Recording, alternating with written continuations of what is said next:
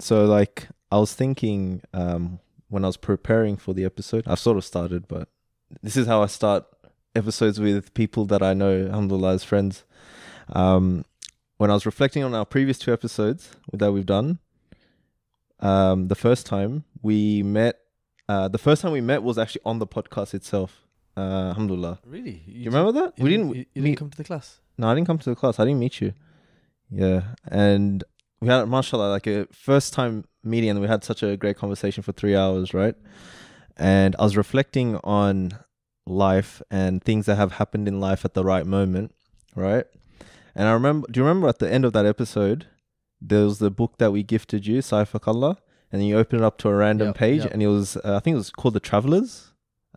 Strangers. That was the name of the poem, and it was just so fitting because we had just met and had a great conversation, and that poem encapsulated that sentiment. You just happened to, out of all the pages in the book, you flipped to that page, mashallah, right? So I always remember that moment. I'm like, that's like a special little beautiful moment that was captured on the podcast as well, right? But then the other day, right, so we've met up about 2 times prior to this today, over the past week.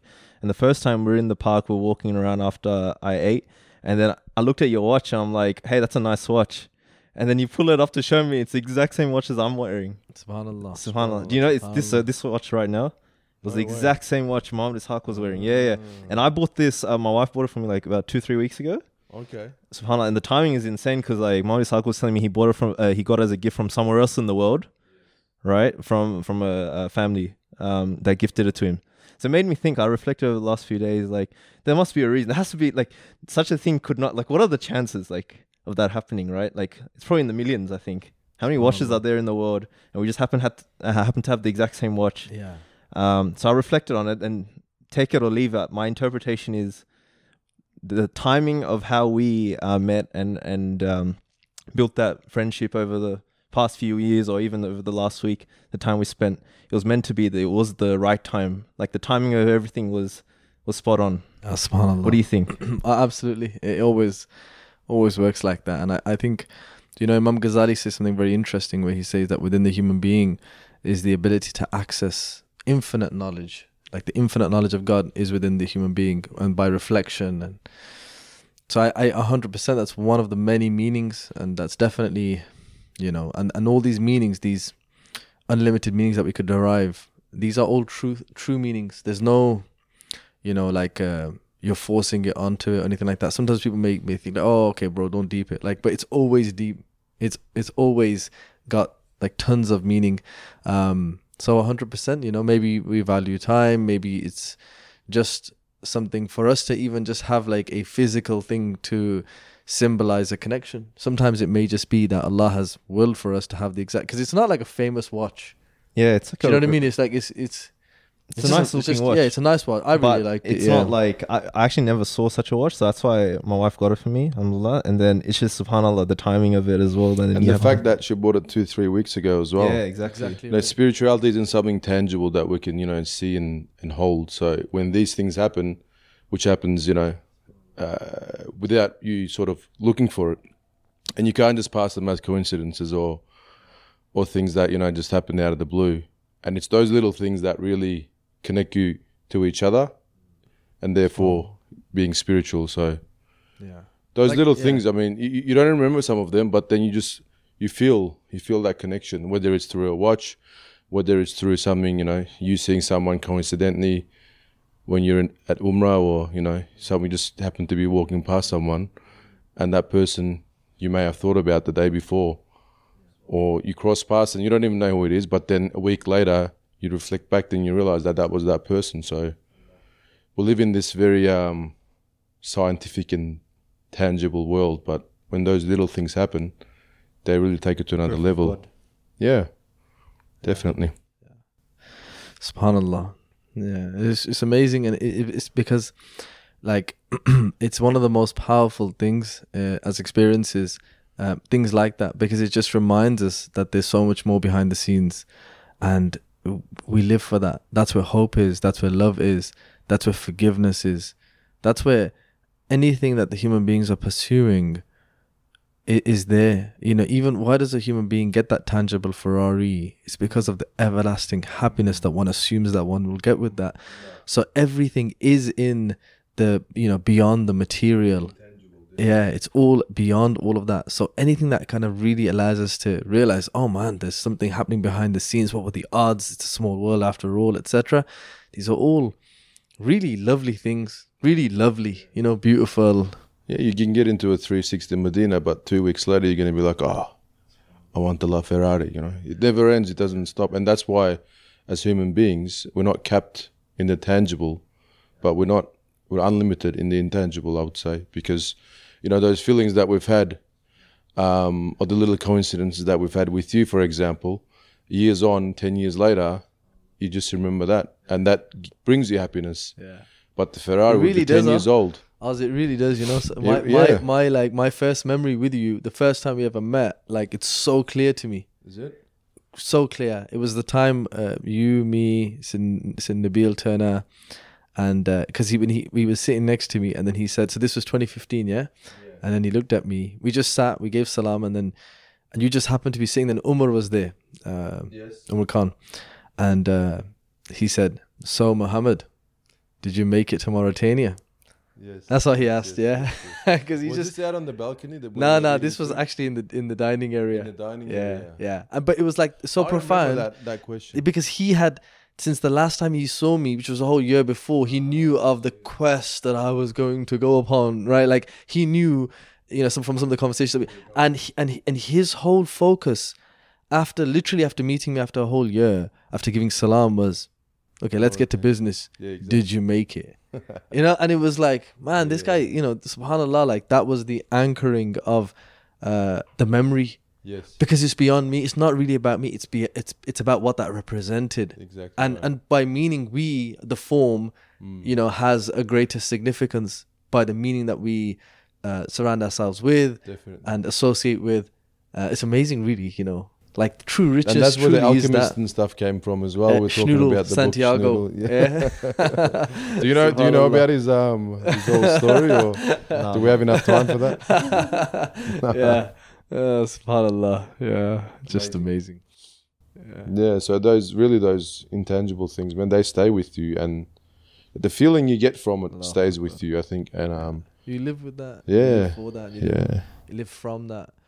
Exactly. And obviously, when we're speaking about immaterial, but the greatest, you know, meaning behind the whole of the universe is La ilaha illallah. It's Allah, and all of these that we're referring to are not, you know, just friendship, which are significant things, but friendship, for the sake of Allah, is true friendship. For which direction, right? exactly? Which is what we always, you know, this is what we're referring to. Just the objective is to be friends, you know, but to what goal? And all of that comes back to us in so many ways. I mean, even me being here now after so many years. Yeah. What we met, what's that? That's 8 years ago. 8 years? 8 years. Feels longer. SubhanAllah, it feels longer than that. 8 years, wow. And it's so powerful that same pearl which we met from, the ripples of that are still you know, echoing, we could say, or rippling, you know. It definitely, but that doesn't happen unless you kind of break away from your comfort zone. Oh, right? 100%. We're so comfortable in our little zones in the West that if you don't break out of that comfort zone, you know, I've got brothers who want to get married, for example, and they're like, oh man, how am I going to meet someone? How am I going to, you know, get to know someone and I'm like, what are you doing for it? Are you doing anything extra out of your comfort zone? Are you getting in? Are you sort of meeting new people? This is not just about getting married, just generally about making connection with other people, is that you really need to get out of your comfort zone to be able to meet and make those connections that lasts a lifetime. Look at the connections the network that you have now, let alone the, you know, for me, of the southeastern suburbs of Melbourne, it's really all around the world. When I look at, you know, whatever country that I'm visiting, I can find someone that I'm going to be connected with, even if it's 8 or 18 years later. That same ripple, like you said, the same pearl is going to be there, and it's just about maintaining that. Again, for what? For the purpose of God, right? Because you made the connection through that, and when it's made through that, it's really hard to break that connection. The connection through God, it just reminded me of when I was doing classes and the Sheikh was talking about a time about, you know, when we pass the day of judgment, inshallah, and then, you know, we're granted Jannah, inshallah, the Muslims, and then they go in and then they're seeing people that they know or they've seen her, like, oh, you made it here, you made it, alhamdulillah. Like, it made me reflect when you're talking about friendship, but then people talk about everlasting friendship, but then as a Muslim, it's like, if you want to actually talk about friendship, the everlasting friendship is, inshallah, everyone working towards the same goal, that kind of unity in that sense, and then inshallah seeing each other again in Jannah and having that, you know, continuing that friendship as well, right? So that's why, like, as a Muslim, such relationships are so powerful, right? Because it just continues, it truly is everlasting, right? Subhanallah. And that's why a Muslim's word is a contract, right? That's why you have to follow your promises. That's why you have to keep them. And that's how you maintain that relationship, for it to be not just for this world, but for hereafter as well. Because for what we know is that we are going to be with the people that we love, right? When we make it there. And imagine being with the people that you love, you know, unconditionally, without a limit. So eternal place with those people, incredible. And there's that hadith where the Sahaba were concerned at one point that they may not see Rasulullah Sallallahu in the hereafter, because he would be at a higher station. And when that Rasulullah Sallallahu said, you know, you'll be with the one who you love, and they were ecstatic because they wanted to be with the Rasulullah Sallallahu, and that was pretty much guaranteed, you know, through that hadith, that you'll be with people that you love. So love is such a powerful thing, and, you know, it's always fostering those relationships, but also not just on a relationship sense, but also, you know, with Allah, with Rasulullah Sallallahu, and that will truly bring that happiness that we were also alluding to, right? Or that contentment or fulfillment in the heart as well. Like, that's all is, I guess, the height of, I mean, there's the nafsi sort of pleasures that people seek, but that true contentment can only be fulfilled through those means, which is through the Quran and Sunnah. Yeah, I mean, that's like, if you look at love, what is love? You know, you know, and like true love. We're talking about true love here. We're not talking about, you know, material, conditional exchange, contractual type. No, we're speaking true love, which is sacrifice. You know, to make sacred, to really sacrifice one's life for. The kind of love that's exemplified, you know, not just, you know, like it's highlighted in poetic form through the Layla Majnun type stories, you know, because that whole relationship in the poems is not one of actual union. It's not one of the people meeting. It's actually, you know, there's a famous story when they say that, you know, Layla and Majnun, they were both of their families were invited to a wedding, and so Majnun's family was like, oh man, Layla's family's also been invited, and it's just going to be a crazy situation. So we, you know, what should we do? We've got an idea. What we'll do is, on the way to the wedding, there's a well, and we'll drop Majnun off in the well. Yeah. And then we'll just go to the wedding, you know, and then we'll come back, pick him up from the well, and we'll head back home. And Layla's family is having a conversation. They're like, oh my gosh, Majnun's family's been invited to the wedding. So we have a suggestion. Let's drop off Layla at the well, and then we'll go to the wedding. And then when we finish, we come back, pick her up, and then we save ourselves from having the whole experience, because most likely Majnun will probably do something funny there. Digging a hole or something. Yeah. So they drop off... So Layla's family drop off Layla, Majnun's family drop off Majnun, and so subhanallah, Allah destines for them to meet. So one of our wonderful teachers, Ustad Fairdun, who, you know, you should really have him on the podcast if you haven't already. He asked us, he said, well, what happened between the two lovers at that moment of being alone? And so he asked us all, and we're all like, oh, well, how do we answer this? And then he goes, what happened? Nothing happened. Why? Because true love was the chaperone. Because in true love is not in what one receives. True pleasure is actually in pleasing the other and in honoring, not in what one can receive and what one can just take from the other, but to really give. I mean, true pleasure is not in receiving pleasure. I could have a multi-pack of crisps For the Americans, it's chips. Yeah, but in reality, it's crisps. Yeah. So, and I could keep all the multi-pack, and I could get a type of a happiness with that. But if I was to give all of them away, and know that I was given a packet, 6 of them, and I gave all 6 away, I was that person who gave 6 away. So much more fulfilling, immaterial over the tangible and material. So that whole love, what it brings with it is it brings so many of those virtues and honor, like you said. Like in relationships, it's like, my house is always free to you. You know, you just have that. Like that's sohbah. That's you know, so you know, sohbah is a very interesting word as well. You know, the sad and the ha and the ba and the ta in sohbah. So sad has so in Arabic you have separate meaning words. Letters have separate meanings. The sad, sorry, this is like a little tangent. I know he'll appreciate this one. You probably appreciate it as well. Sad has a meaning of homogeneity. It's like there's a similarity. So in friendships, there's a similarness, right? That's why you have the friendship. So sad, whenever you see sad, it has a meaning of likeness. Ha has a meaning of life. Ba has a meaning with. And ta means pairs. So your friends are people who are like you, that bring life. They're like you, and they're your pair that brings life to you. That's sohbah. So when you see your friend, they bring life to you, and you live life with them. And that's one of the, and in sohbah is ha and ba, which is hub, which is love. They're in the middle of it. Sohbah, right. So it's just within that love is this pairing, and with that pairing is so many other virtues that come from that. But the pairing, sharing as well. When you when you're a pair, you share. And just like the example of the crisps or the chips, when you know you've got the pleasure of eating all 6, or you choose to give it to some other 6 people, as human beings, especially after getting married, you realize that it's about sharing, right? You're angry, you want to share it, you want to talk to someone about it, which happens to be your wife. You're happy, you want to share that happiness with someone. Because what good is it if I've got let's go off on the example of the Ferrari, and I'm just driving by myself in the Ferrari and like this. But what if I had my mate next to me, or my wife, or someone who would appreciate that, right?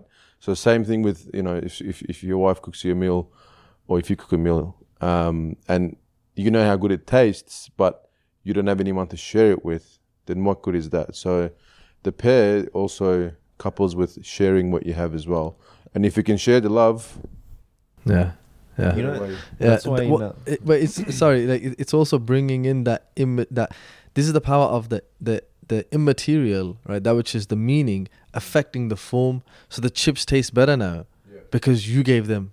That's why when you're, with someone you love, the more you love that person, the more better that food tastes from them. Yes. If you have somebody you really, really love, and they give you something, it's like, but that's from that person. Look, it depends how many chips I got left, but I know I'll be definitely getting a pack from you, But subhanallah, it's just so beautiful. We the have power of affecting it, In before Islam came to Arabia, there was that culture amongst the Arabs that they promoted that charitable or hospitable sort of aspect in terms of their culture. So if there were like a travelers coming to the people or to that area, they try to invite them in as much as possible. People would try to fight to be like, oh, you stay at my house, no, you stay at my house.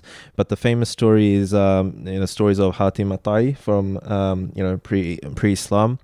And even in Saadi's Bustan, there's also stories of Hatim Atai and his all the stories of his hospitality and his charitability in terms of the amount he's given to the people just lives on as a legacy, even though he was non-Muslim, right? And that's because what you guys are talking about is that aspect of love, sharing, caring, giving, and Allah has elevated such people, even though they may not be Muslim, because they're manifesting Allah's attributes in that sense, right? So. Yeah.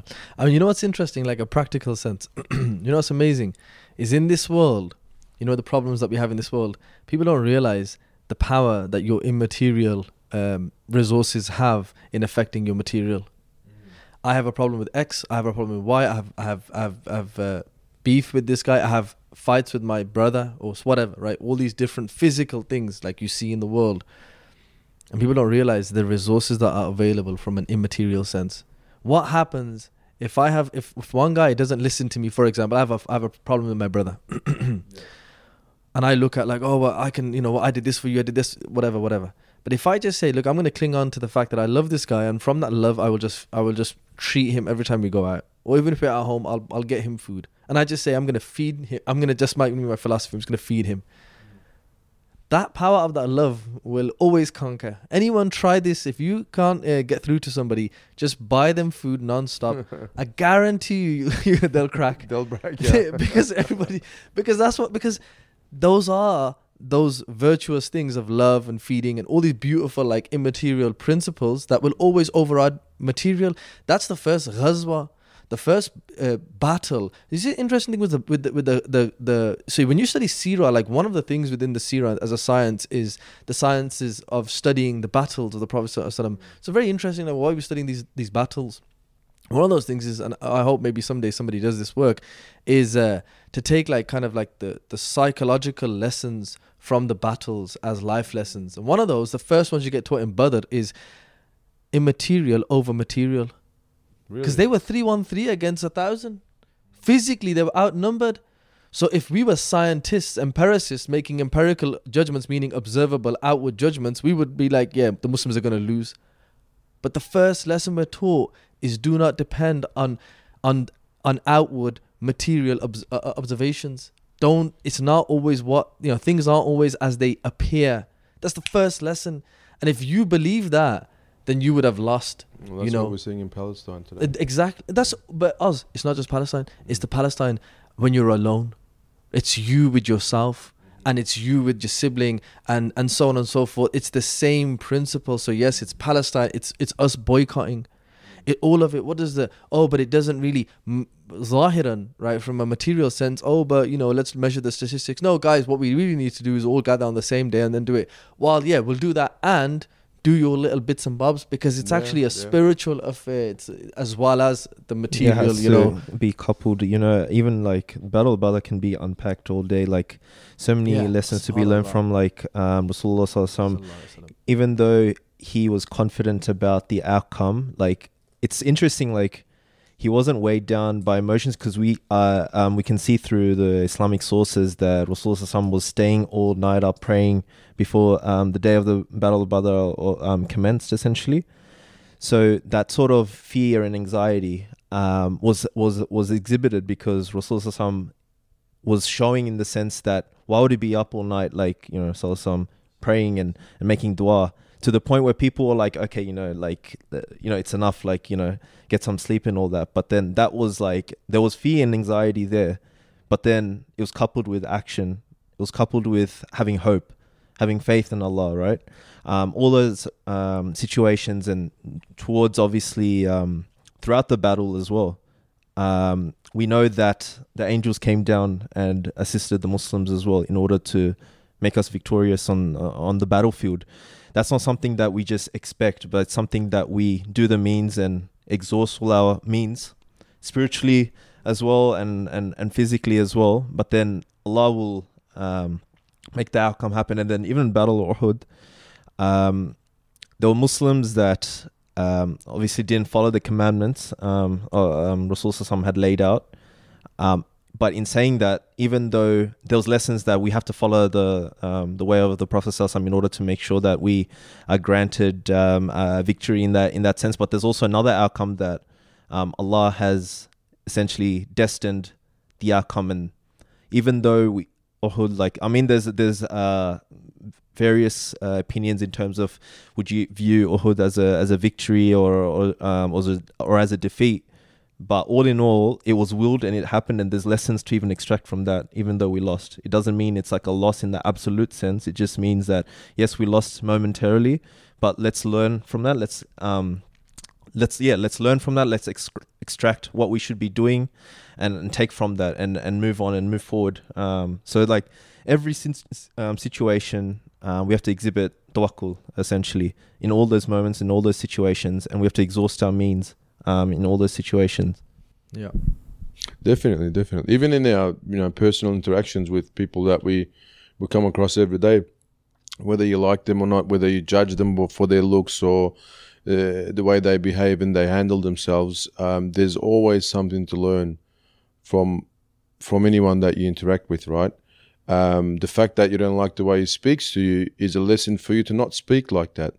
So instead of just blocking out something you don't like and only, you know, dealing with the things that you like, it's also good to be open to things that you dislike and learn from that and improve yourself, right? And that's what the intangible that we speak of is about. Is about Subhanallah. Reflecting. I closed my eyes listening to the brother's voice, and I just wanted to let all the audience know that we have with us Chris Hemsworth. Everybody, ladies and gentlemen, Thor is with us. Woo. Where's my hammer?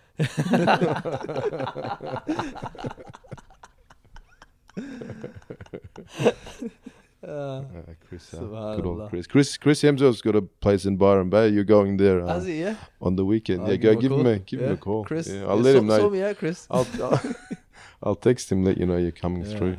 Pick you up with his helicopter. Yeah. You might be on your little flying carpet You never already. know, man. I'll drop him a message. Yeah. You never know. SubhanAllah. You don't know, exactly. Allahu Akbar. Can I? But you'll learn that you shouldn't be messaging Chris again. You know? SubhanAllah. Message me instead. Yeah, you use the intangible, the carpet. tangible. Allahu Akbar. What if I end up getting a selfie with him, bro? Yeah. Wouldn't that be something, huh? Don't send it to me, bro. I'll be sad. I'll just take a picture with you, bro. Done. Alhamdulillah. Oh. Alhamdulillah. I think in terms of touching on what we talked about, I also wanted to reflect on a few verses from the Quran, because a lot of themes like we've just talked about, love, compassion, giving, you know, building relationships is all crucial. But I also think reflecting on verses of the Quran to also bring out the sort of themes that we're talking about is crucial. But then I also want to talk, you know, tying it in with temperaments and the 4 temperaments and also nature. I think if we can kind of bring everything together to talk about what truth is, or the multifaceted dimension to truth, I think that'd be pretty good. So I want to like slow the pace, because there's a lot I want to say, but I want to kind of go at a slow pace, and then we can kind of bring everything together at the end, inshallah. However, in saying that, to start it off, I wanted to ask you about your personal thoughts and reflections on this particular verse from the Quran, which I know you've talked about in, for example, your classes and all that. So Surah Fussilat, Quran, chapter 41, verse 53, will show them our signs in the universe and within themselves until it becomes clear to them that this Quran is the truth. Is it enough that your Lord is a witness over all things? In a general sense, what comes to your mind, and what are your thoughts and reflections in regards to this verse in the Quran? Yeah, so obviously one of the important things to remind ourselves is that, you know, we have to take guidance from the interpretations of the scholars, because the Quran is, you know, there's as much as the Quran is quite simple in terms of like how it's, you know, open to everybody and everyone can read and reflect, but at the same time it is important that scholarly interpretation is how we root ourselves, you know, and then that's crucial. But some of the more obvious kind of and very clear, without kind of going into like deeper insights, like it's quite obvious that the signs, they are signs of God, right? And those signs are outside and inside, meaning outside the horizon, meaning externally, and within themselves, right? فِي الْآفَاقِ وَفِي أَنفُسِكُمْ, right? So that they are inside yourselves. أنفسهم, right? That is within themselves, right? So there are signs on the horizon and within themselves. And these are the same signs. So there's these signs, subhanallah, are ultimately, you know, alluding to that it is the truth, right? Or he is the truth. You could look at it. And so both of these are really indicating that the higher truths, the moral higher truths that are there, the objective, you know, what is considered haqq, and so all of us have just by reflection, by seeing those signs, all of us open ourselves up to be able to access truth.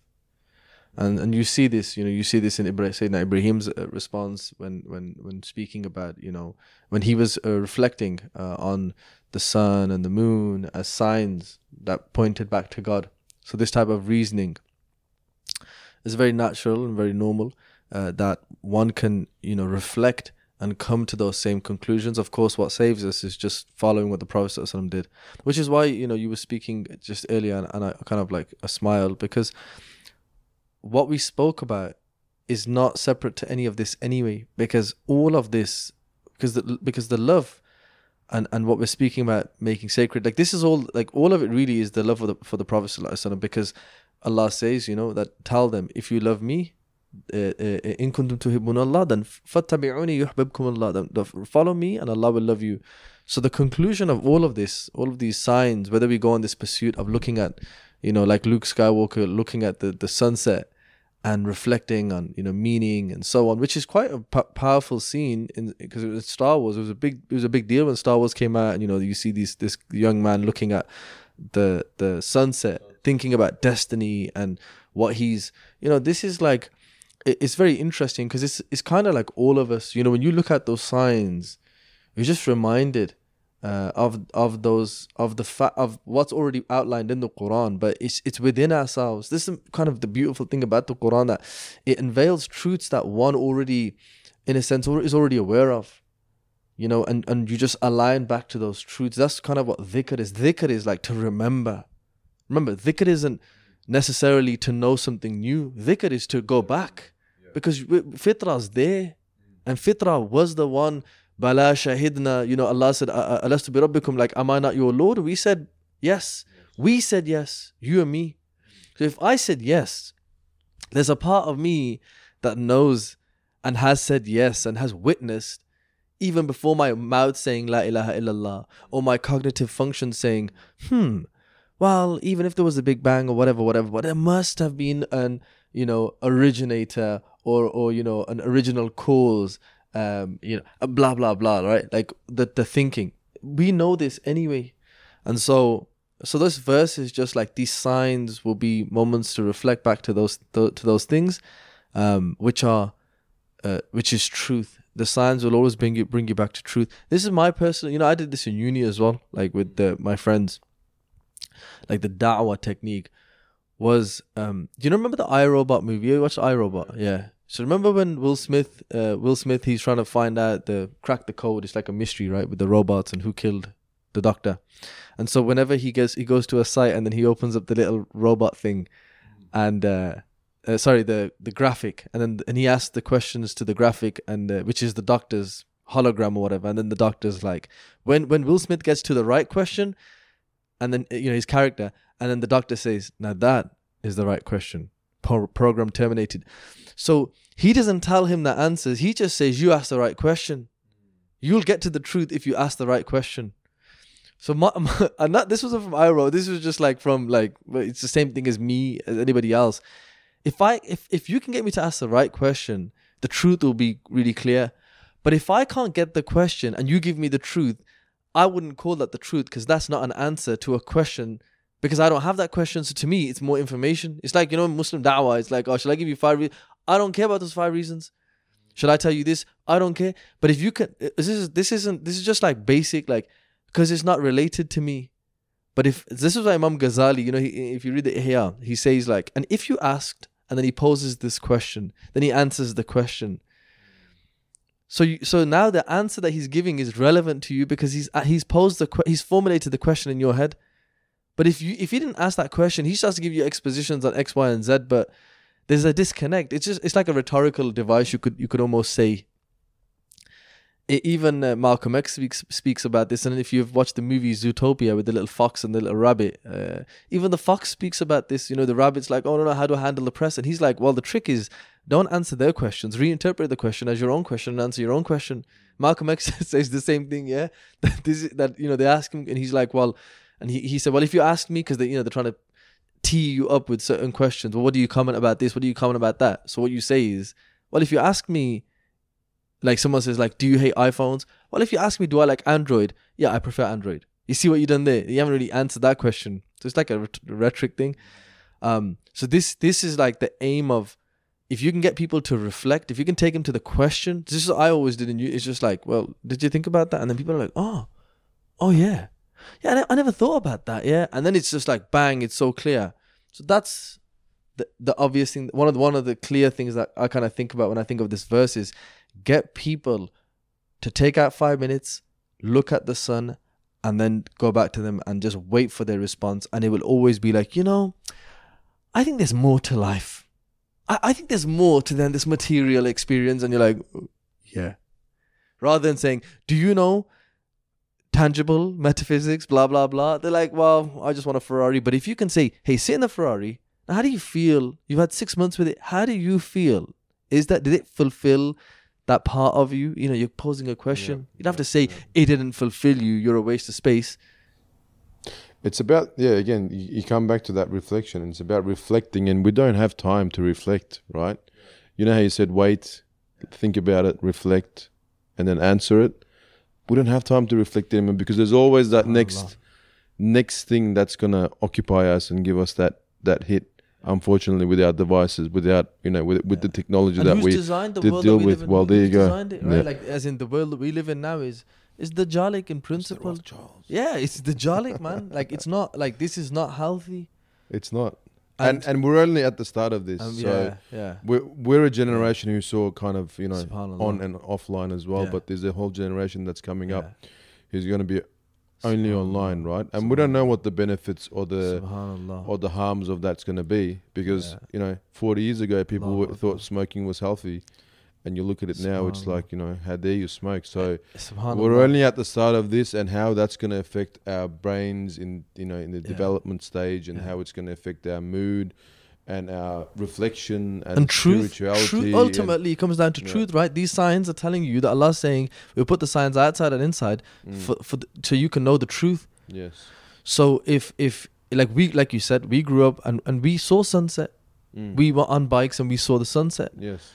But if the new generation have only ever seen sunset in GTA, they'll see it in Fortnite. They'll see it in Fortnite, but what sort of experience sunset would that be? This is what we call a false sunset. It's not a true sunset. See, these are false signs to false truths. That's what VR and augmented reality, this is what it's all about. It's because that's the Dajjal's gig, isn't it? Inversion of truth. His whole gig is inverting principles, inverting the whole thing. Right. Think that the TV is a window. That's not a window. It's fake. It's the allegory of the cave, right? Remember the people and then the guy goes outside and he's like, "Hey, people, I've seen real trees," but they've only seen the light shine on the tree and the shadow come about in the cave. Well, we're boys in the cave, right? So in the cave, they see the trees and they say, "What are you talking about? We have trees in front of us. It's this big shadow," and he's like, "No, I've seen them outside." But when that's because it's projected. It's just like the cinema. It's like this. It's projected, and it's like, oh, I've seen the sunset. Yeah, I have like 10 sunsets on my phone. Yeah, Do you know what I mean? It's like, that's not a sunset, bro. My lock screen's a sunset. And my lock screen's a sunset. Facebook DP's a sunset. In fact, I can choose sunset whenever I want. And put the cheat in the code, and all of a sudden, look, see, sunsets anytime. And like this, because it's proper false. It's batil. It's actual falsehood. It's actual, like, proper, like, basic falsehood. They're out there to propagate misunderstandings. Misunderstandings, man. Do you know what misunderstandings are? Do you know what I mean? Like, let's remind what's a you'd fail to understand. That you're failing. Yeah. That's amazing. That's not even like ignorance. Like, that ignorance is one thing. It's like when you misunderstood, you think you understood. Yeah, that's jahil murakkab, like, because now you think like, oh yeah, no. I know though. Yeah, this is what it is. It's just a door. It's just a door. But do you know what the door leads to? Yeah, what's behind the door? That's what makes the door so special. The meaning of what the door leads to, right? That's right. What's interesting? Like, just to add to that, Hadouken. with kind of touching on ignorance and reflections, right?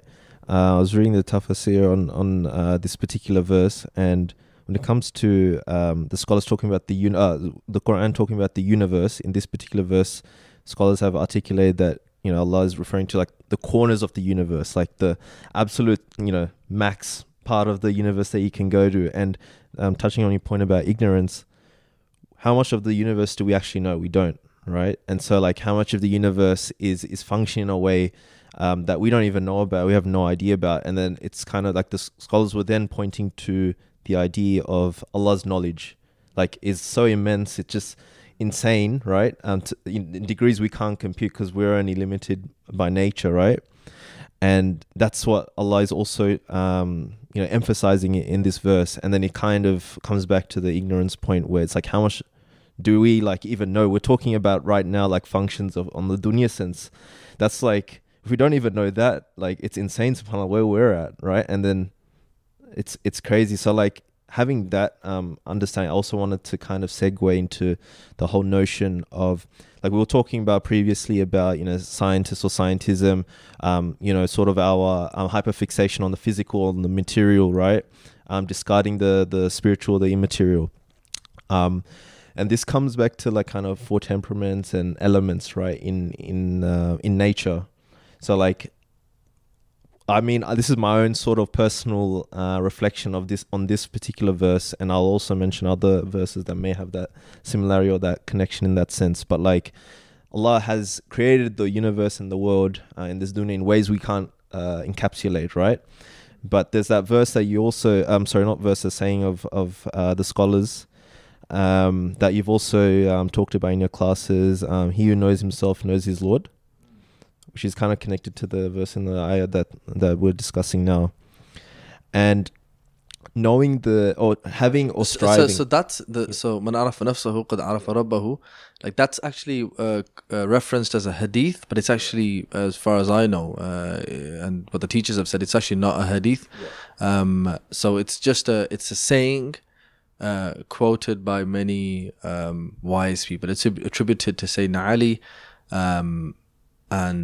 and other people, and there's so it's a saying. I've also heard I was reading somewhere wisdom. That there was a pious scholar that Rasul came into his dream and then said that statement as well. So yeah, it kind of ties into possible hadith, but also famous scholars or even Sahaba. I think it's like clear just for the audience as well. Like as far as I know, it's quite clearly it's not a hadith, but it has been quoted as a hadith in some books. So just to kind of, because it's always clear, to remind people like what our axioms are, what our principles are. But of course, it's definitely a wise saying, and that's why so many great scholars have included the saying in their books and so on. Yeah. But yeah, continue. Sorry. Yeah. No, all good. So essentially, the way or the manner this dunya was created in its actuality, we don't know, or we can't compute or conceive, right? It's out of our sort of imagination, or we won't be able to process it because we're limited by nature, right? So in that sense, with the 4 temperaments, tying it with this, like when we reflect on nature, we see fire, earth, water, etc., right? We see these elements, but then what the science has also given me that insight is seeing those elements manifest in people, right? So it's made me sort of open up my thinking or reflect a little deeper when it comes to rereading these Quranic ayah, like in ways that I wouldn't have imagined. So that 4 temperaments lens has given me those tools to kind of reflect a bit deeper in terms of Allah's knowledge, how He's created the world, how nature can be reflected in people and vice versa. I was actually reading Shah Waliullah. He actually mentions, and actually has, when it comes to psycho-spiritual sort of analysis, he actually talks about like the external reflected in the internal, and then talking about like all these conversations are just so fascinating. It makes you think it's not going to obviously be discussed in among scientists, right? It can only be accessed through wise spiritual leaders or pious people that have done the reflections and have really embodied the Quran and Sunnah in that sense. Yeah. What do you yeah. I mean, look, what I would say is I actually believe that I also believe that a sincere scientist could also reach that. So I don't think that truth would be exclusive access to, believers. I think that believers will have a clearer, faster access to it. I mean, it's not just like myself, but if you just think about it, like that, the Prophet ﷺ sent as a mercy for everyone. So, and I think that truth seeking, I think people are generally truth seekers until they get distracted. And then so most of us spend the rest of our lives just being distracted by buying houses or cars or whatever, like the illusions that we think that will make us happy or give us contentment or whatever. But I think even when it comes to like the temperaments as a subject and study, I think the fact that it's recognized, the fact that companies are paying thousands of pounds for training on just from Myers-Briggs, which is really like a misunderstanding / misapplication.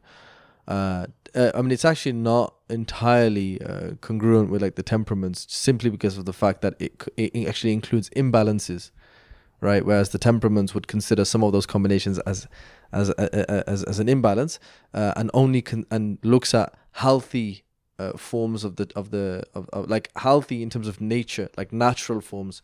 So what you could always see it like this: the temperaments proposes the idea that there can be, there's this framework of nature, a framework that could be used to understand and analyze literally anything in physical space, or link to the physical, to link to the realm of existence, at least on the mulki plane. And when you start to look at like the temperament combinations within human beings, you'd find imbalanced versions of each of them, but they are still natural, right? Whereas when you look at Myers-Briggs and other forms of classifications, they actually now start to include unhealthy combinations. So these unnatural unhealthy combinations. This unnatural unhealthy combination is a sign of exposure to different types of illnesses, which fundamentally are unnatural illnesses. So even if we were to use temperaments to analyze nature of the modern diseases that we face, these would be unnatural diseases. Myers-Briggs, for example, then goes on to clarify certain temperament states as being recognized, but by identifying them without bringing in morality, you've in a sense legitimized them. Does that make sense? By classifying them without including a moral framework within that, you've just legitimized them.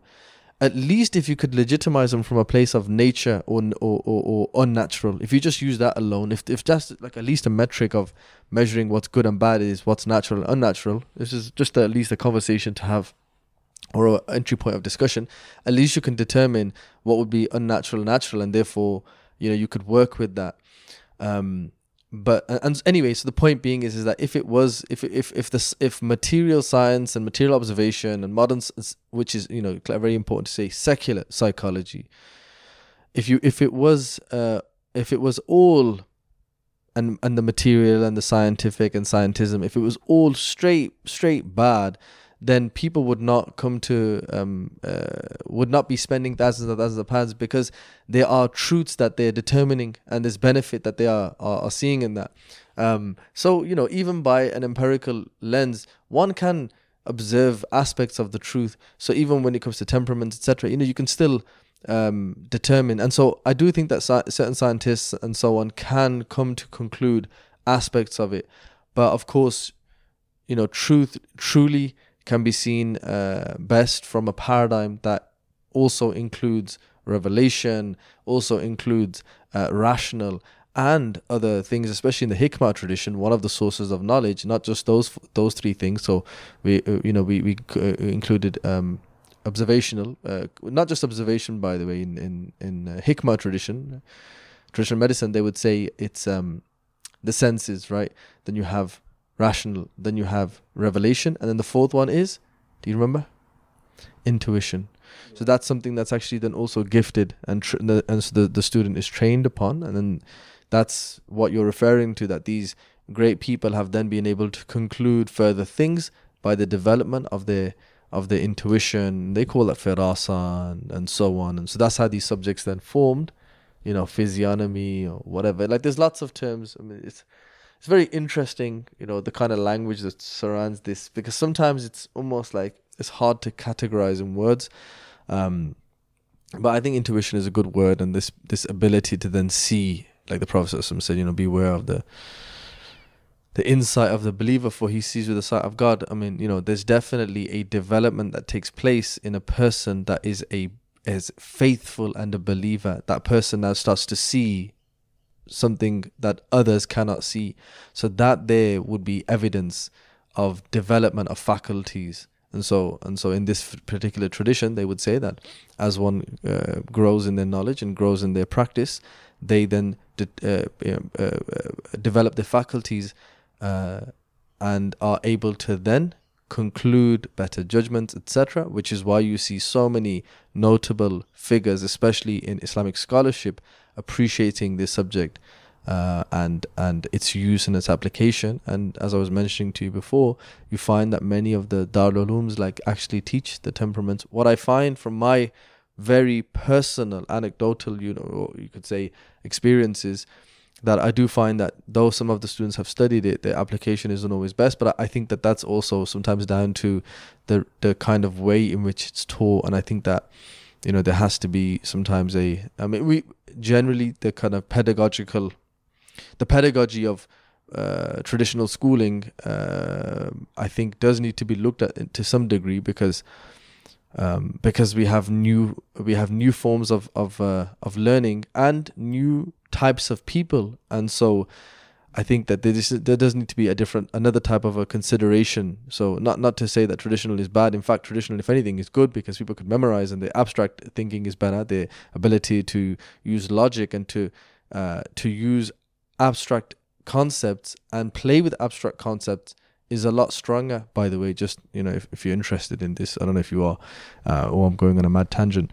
But for those who are following what I'm saying, traditional is better, but you also have to understand that the madrasa is there to take these different types of people. So when you have new types of people, you need to look at modalities and backgrounds. I mean, this is something that some of the teachers always told us, was study two traditions, study Islam, and then study also the formation of what you would call the current, I wouldn't call it the Western mind. I would just call it the modern mind, the modern secular mind, and study the foundations of this, because you have to understand what angle people are coming at, what are their prior experiences. If you've got people who are hyper rationalized, you need to present things slightly from a rational perspective. If you have people who are highly romanticized, you need to present things understanding the angle. I mean, there's just basic More teaching. poetry clubs. Yeah, just basic teaching. And And that's when you see teaching and da'wah, which is kind of spreading and doing tabligh, it becomes better, because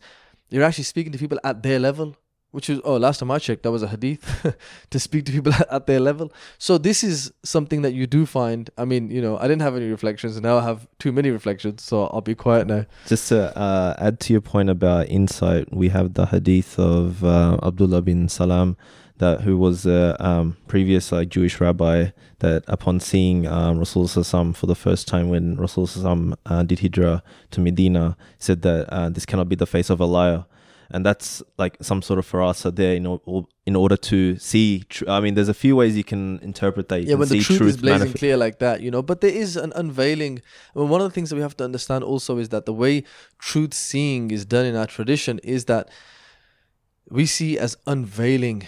And unveiling is degrees of light to light. It's not darkness. Allahu Akbar. If you think about it, Oz, it's amazing, isn't it? It's like, Allah unveils and the unveiling is more light, and so the veiling is a lesser degree of light. Just subhanallah. It's but that's slightly different, because that's in the context of somebody seeing the truth, and the truth becomes clear to them. Right, and this is somebody who, like you said, this person at that point is a non-Muslim, and then he's just like, man, this is the truth, right? And this is not the face of a person who would lie. So he has his fitrah and to somewhat, in some degree, definitely intact, that he can recognize that. How many of us can actually say we recognize a liar's face? Some people would say, yeah. Some people would say, I could see a liar. I can see when you're lying. And then it also shows the kind of relationship as well, because moms can tell when their children are lying as well. Parents can tell when their children are lying. It's deep love as well.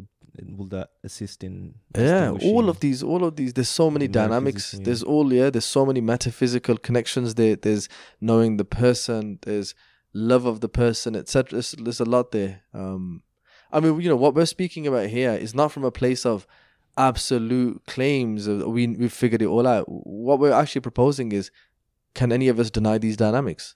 No. So they're worth considering. I think that's the angle of, that these are all signs. Exactly. You got to reflect on those signs. You got to reflect on that. You got to reflect on the fact that a parent can know in the child. What does that mean? Where's the science there, buddy? Where's the metrics? Where's the data? Well, how do you measure that? Where's the book? And subhanallah, I mean, don't think that I don't have an answer to what I just said. They will say, oh, it's because we have done psychological studies on children, and when the child does this with their eye, it means they're lying. That's the They squint 34 degrees to the left. subhanallah. Yeah, this is behavioral psychology, and They said they have We some ain't- sort of we're not deficiency that. disorder or some sort of subhanallah. authoritative. And that's why something Imam Ghazali says label. that everybody looks with the knowledge that dominates their heart. Mm. Everybody processes things to that. That's why I remember somebody saying like, oh, I liked Imam Ghazali, but then I felt like he it was too much like behavioral psychology. I was like, bro, and then they were like, then they said, and psychology's moved on from behavioral psychology. Like, Moved on. like, wait, hang on a second. Like, so you've categorized the Sheikh's teaching to what you've experienced, and then you having moved on to it from the paradigm that you've been exposed to. Therefore, you now have a problem with understanding Imam Ghazali. Like, subhanallah. So it's just amazing, like the kind of blindness that we fall into, and I'm not exempt from what I just gave as an example. There, we all fall into this where we judge according to our standard and then make these conclusions, and subhanallah, are so blind to our own ways of seeing things and conclude as if it's like, oh, and I've got That is truth the here, absolute truth. absolute It's just a truth, write-off, right? you know? Right off, Nah, yeah. it's not my type. Yeah, to have to Yeah. to come Who in. hurt you? Yeah. Then you find out it was a dude called Ghazali who hurt them before. It's like, I don't like this guy called Imam Ghazali because he reminds me of Top G. Top Ghazali. Imam G. Imam G, yeah. Imam Ghazali is a real Top Is G. that what we should call you, Imam G? No, we call me Ustad G. Astaghfirullah. A'udhu billah. That was a joke, just to clarify. Like Just call me Muhammad. ignorance, You call me Mohammed Isaaq. Mohammed Or Isaaq. Schnoodle. Schnoodle. Yeah, that's personal, alright? Don't even use that. Don't copy that. we're talking about ignorance, but then the confidence comes from ego, right? So you require humility in order to, you're talking about light and, lesser light, able to truly understand something to its fullest or try to requires humility. Like looking at a scientist can just look at a moon and it's like, yeah, I know everything about it, but then that's a sort of ego coming into the picture, right? Whereas a seeker or a religious person, there's something that requires humility, right? That centers a human being. It goes down that path, right? Because there's always so much to know, as we talked about in terms of reflections and Allah's creation and vastness in knowledge. There's always something to know, something to learn from. Well, if something you're to reflect egoistic upon. and self-centric, why would you reflect, right? Allahu You are the best. You know everything. Yeah. Everyone else is lesser than you, so and what happens reflect to and do those what, people? why do I need to get better? And those people get the hit later on, because Allah says those signs outside and then the signs inside. So just wait for it. Just wait for it, and you'll find out. And we all know those. We've all been those people, at times when you're just like, oh man, I thought I knew, right? And then you're like, bang, you get humbled. So, it's gonna come to you. If it's written for you that you'll get there, you'll get there from the sunsets outside or from humbling inside. If you're too humble to see the sunset, then the sun's gonna set. And you're not going to see it, right? Yeah. Let me see it. What's amazing? What What I meant was the sun inside. There'll still be signs inside, and eventually, when the sun does set, whether it's outside or inside, you will have to face the darkness. And when you face the darkness inside, maybe you can't see the darkness outside, but everybody sees the darkness inside. Everybody can talk about their deep sadness, their trauma. Why is everyone got trauma? Like why can everybody give you the tragedy of their life? Everyone's ready to give you their tragedy. Everyone doesn't realize, but everybody's a success story. Did you know everybody's living somebody else's dream? Yeah, I did think about You know, it's amazing, isn't it? Like every person is living somebody else's dream. For us, it's easier. You take one trip to Bangladesh and you realize you really are living the dream of about 1,000 people in Bangladesh. Or in Bangladesh numbers, maybe 5,000, you know. And subhanAllah, it's like, so as much as your life is a tragedy, you know, You're it's living someone also, else's dream. it's also, yeah, you know, the American dream. Okay, not the American, but you know. You know, talking about The Desi dream. The Desi dream, yeah. I was thinking about, you know how we were talking about ignorance and ego. Yeah, stuff for life scares me. You know, you know, every time you speak and then you know you do your little kind of little thing and you're like, you know, we spoke about the lights and I just all I see is astaghfirullah because I'm like, are we speaking about this stuff? Are we sitting here like, oh, like let me tell you about the degrees of light. Yeah, You know, let me tell you about humility. Like I hear that, I'm like, a'udhu billah, because we want to save ourselves. I mean, not to, you know, you're saying what you're saying is right. I don't mean to say that. I just mean like, man, I hear that and I just think, man, did I just say that? Subhanallah, astaghfirullah. I mean, like, not subhanallah, like, wow, my reflection's amazing. Meaning like, geez, bro, you know, ittaqillah, you know, that's what the whole body says to the tongue every day, right? It says, fear Allah. Because if you're right, we're right. And if you're messed up, we're messed up. You know, anyway. You know, talking about ego, humility, for example, like we've talked about parenting and then a love that a mother has for the child. They can see if the child is, you know, lying or anything like that. I was also thinking about the other situation where sometimes it doesn't have to be a parenting sense, but also from a relational sense, it could be a friendship sense where we might look at someone and we're just quick to be like, why do they do that? There's something wrong with them. Like when it comes to, because I used to tutor kids and stuff, you know, you're seeing a kid so distracted and he's like, I'm like, just study, like just work hard, like focus, like what's wrong with you, right? And then, you know, if you don't seek knowledge, if you don't keep being humble and, you know, and you don't have that, you know, mindset or that alignment, imagine for the rest of your life, you see that person as a deficiency. And with the temperaments, what it's taught me is that there's so much more to our reality or the way we perceive things, right? And subhanallah, right? And just that does, like what you're reflecting upon reminds me of those kind of moments where it's like, we always have to keep, you know, Islamically, we're always told to keep seeking knowledge for the betterment of ourselves and having that humility couples with that. But in those moments, I guess with the four temperaments, it's also important to understand there's so much depth to experiences and people and universe and how it's created and why we're here, everything. And so yeah, look, you know, one of the things people attribute like the temperaments is so amazing and whatever, but the real deal is actually the truth it makes you face. That's why it's so amazing. That's why it's so transformative. Why is it that a person says, oh, now I have 3 other ways to approach something? Is because you have accepted the truth of the limitedness of your way of being, or the truth of maybe you don't know what you're talking about, or the truth of the fact that you are not as good in certain things as you thought you were, or the truth that the fact that you don't know your dominant patterns of behavior. That's the biggest shock that most people get. They're just like, oh, you know, wait, which temperament? Like it's embarrassing to be like, wait, I've just been in that class for 2 days and I actually don't know what my temperament is. Remember, it took me 2 years, right? It took you a while, and you're still in the while, by the way. Yeah. We get to that, but we won't get to that on air. But it's a journey. It's not a quick thing. Because there are many aspects of the whole journey of the temperaments journey is recognizing what you don't know. And in knowing what you don't know is you start to become more aware with what then you actually do know and what questions you should ask, hence making you more emotionally intelligent. It's not always a case where this person's choleric and I had to speak to a choleric. It's, I don't know how to speak to this person. Maybe I should, rather than saying you're X, Y, and Z, maybe I should say, do you think X is the best behavior or Y is the best way to go about things? Like you open up a far more considerate way of being. And by being considerate honestly being considerate, you start to develop all those things you were speaking about earlier on, realizing, can I speak absolutely in most of, at least in behavioral things? No.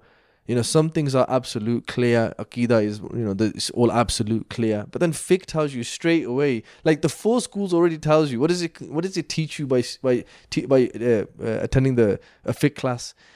The theory goes is that if you're studying Hanafi fiqh, is that we are 99% right, but 1% wrong. 1% we could be wrong. That's the humbling thing. Like, you're like 99%, this fiqh position is the best, but we're 1% wrong, and maybe putting your hands up here is probably right. And they're 99% wrong, but they're 1% right. 1% chance that the Shafi is right. It's just so like humbling, you know what I mean? It just takes you out of this ridiculous, like, oh, Hanafis are the best people in the world. No, chill out. Like, don't be so silly. Yeah. But in Aqidah, you have those absolutes. And then even in Aqidah, you have aspects which is, has the deen been brought to people? If they haven't, deen hasn't reached them, then are they really a kafir? Are they really people who's now rejected and disbelieves in what the truth has been brought to them? So the same way, the temperaments really allows you to like start to understand truth within the self. How aware am I of myself, and how deluded am I? And that's why I think it's so powerful. And I think that's why we've seen so many incredible like testimonials and blah blah blah in our journey alone, and we're just one small drop of contributors to the subject and study. And obviously there's been tons of scholars before who've navigated it from their own angles. I think to add to that as well, reflecting on elements, and the mindset shift when it comes with it. So instead of looking at people negatively, once you've understood the sort of temperament framework, you'll see beauty in everyone. You'll see beauty in the fire. And because Allah has created the world in a way, we know that fire, earth, and water exists in nature. That means that, in that sense, it also exists in people. You'll start to appreciate, there's a purpose for this. Allah has created the world in such a way, has given people this power of, the fire in them to be able to accomplish X. And then you start seeing, okay, they're the melancholy, they can do this really well. I can learn from them. It kind of breeds that humility. It breeds that also, you just say, Alhamdulillah, Subhanallah, like, Allah's greatness is shown even more in that regard to you. It's more in your face. So I think those sort of reflections become inevitable in that context as well. It just shifts your mindset, shifts into appreciation more, gratitude more, being humble. Instead of looking at deficiencies and flaws and seeing things like black and white as if things should run according to your perspective. Talking about beauty and being humble, sorry I cut you off, something came to my mind that it still sticks with me. We're at RIS, and I think it was the knowledge retreat, I can't exactly remember, maybe it was just a private gathering. Sheikh Muhtar was there, and he ended up they asked him a question, and one of the students saw him fixing the shoes before entering into the class, and they were puzzled by that. They're like, why is the sheikh fixing the shoes? He's trying to putting him nice and neat. And he said, beauty, right? He goes, we have to see beauty in everything. So even fixing shoes, and every time now my guests come over, that's something I've sort of taught myself to do, is that when people come out, they see their shoes. You wouldn't think about it, but seeing the beauty if you can see beauty in fixing shoes, you'll see beauty in everything, right? And then there's also the humbleness. There's also the humility about the sheikh doing that. You don't expect the sheikh to be fixing shoes, right? But he's teaching you so many things there by fixing them and making them look nice and neat, but also saying, hey, don't be on your high horse. You should be able to do, if the sheikh is doing it, and we're supposed to follow them, right? So instead of being all up in arms about what we are and what we can be, and not being humble, fix the shoes, bro. And there's that reminds me of the Prophet ﷺ. We know that he went through hardship and wasn't exactly rich. In that didn't live a lavish lifestyle.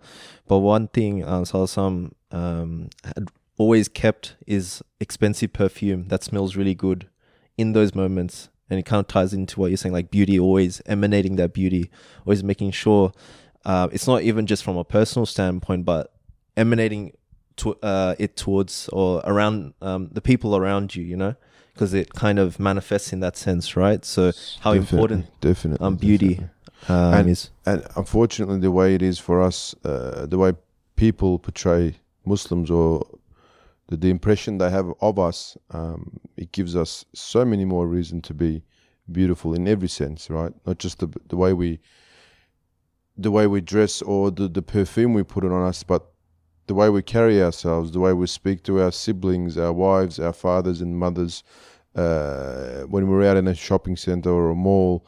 And I'm not someone to be like, hey, do you know, I don't feel that like a victim or someone who needs to be sorry or apologetic about being a Muslim in the West.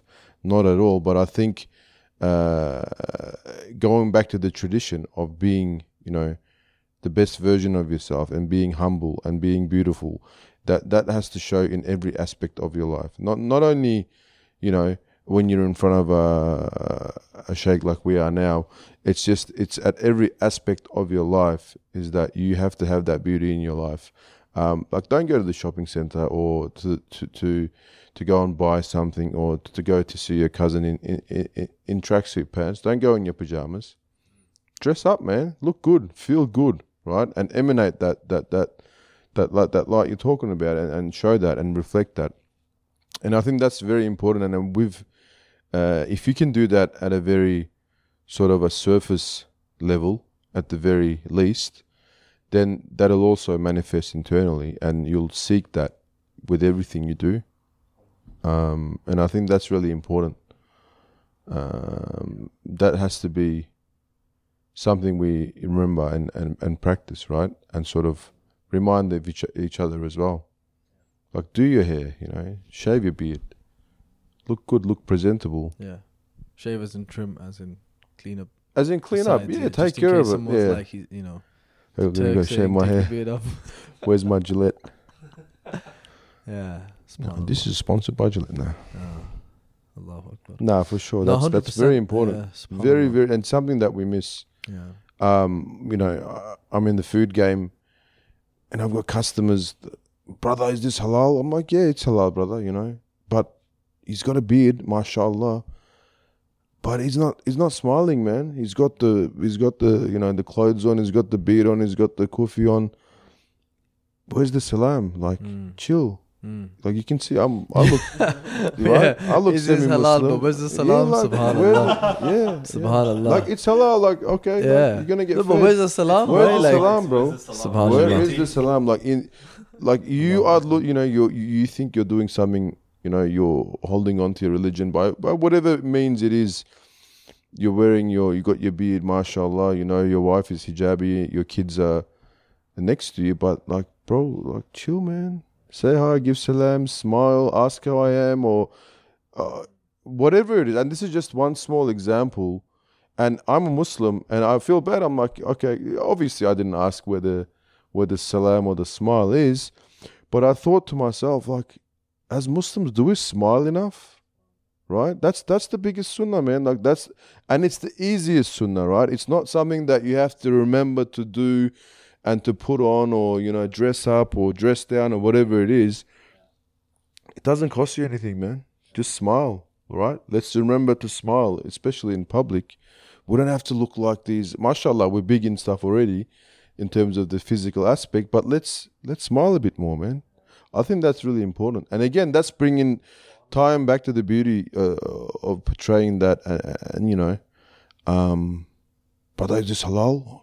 Yeah, all right, it's halal. Yeah, that's fine. But again, I'm cool with that. But you're gonna go and do that somewhere else, and it's not gonna look nice.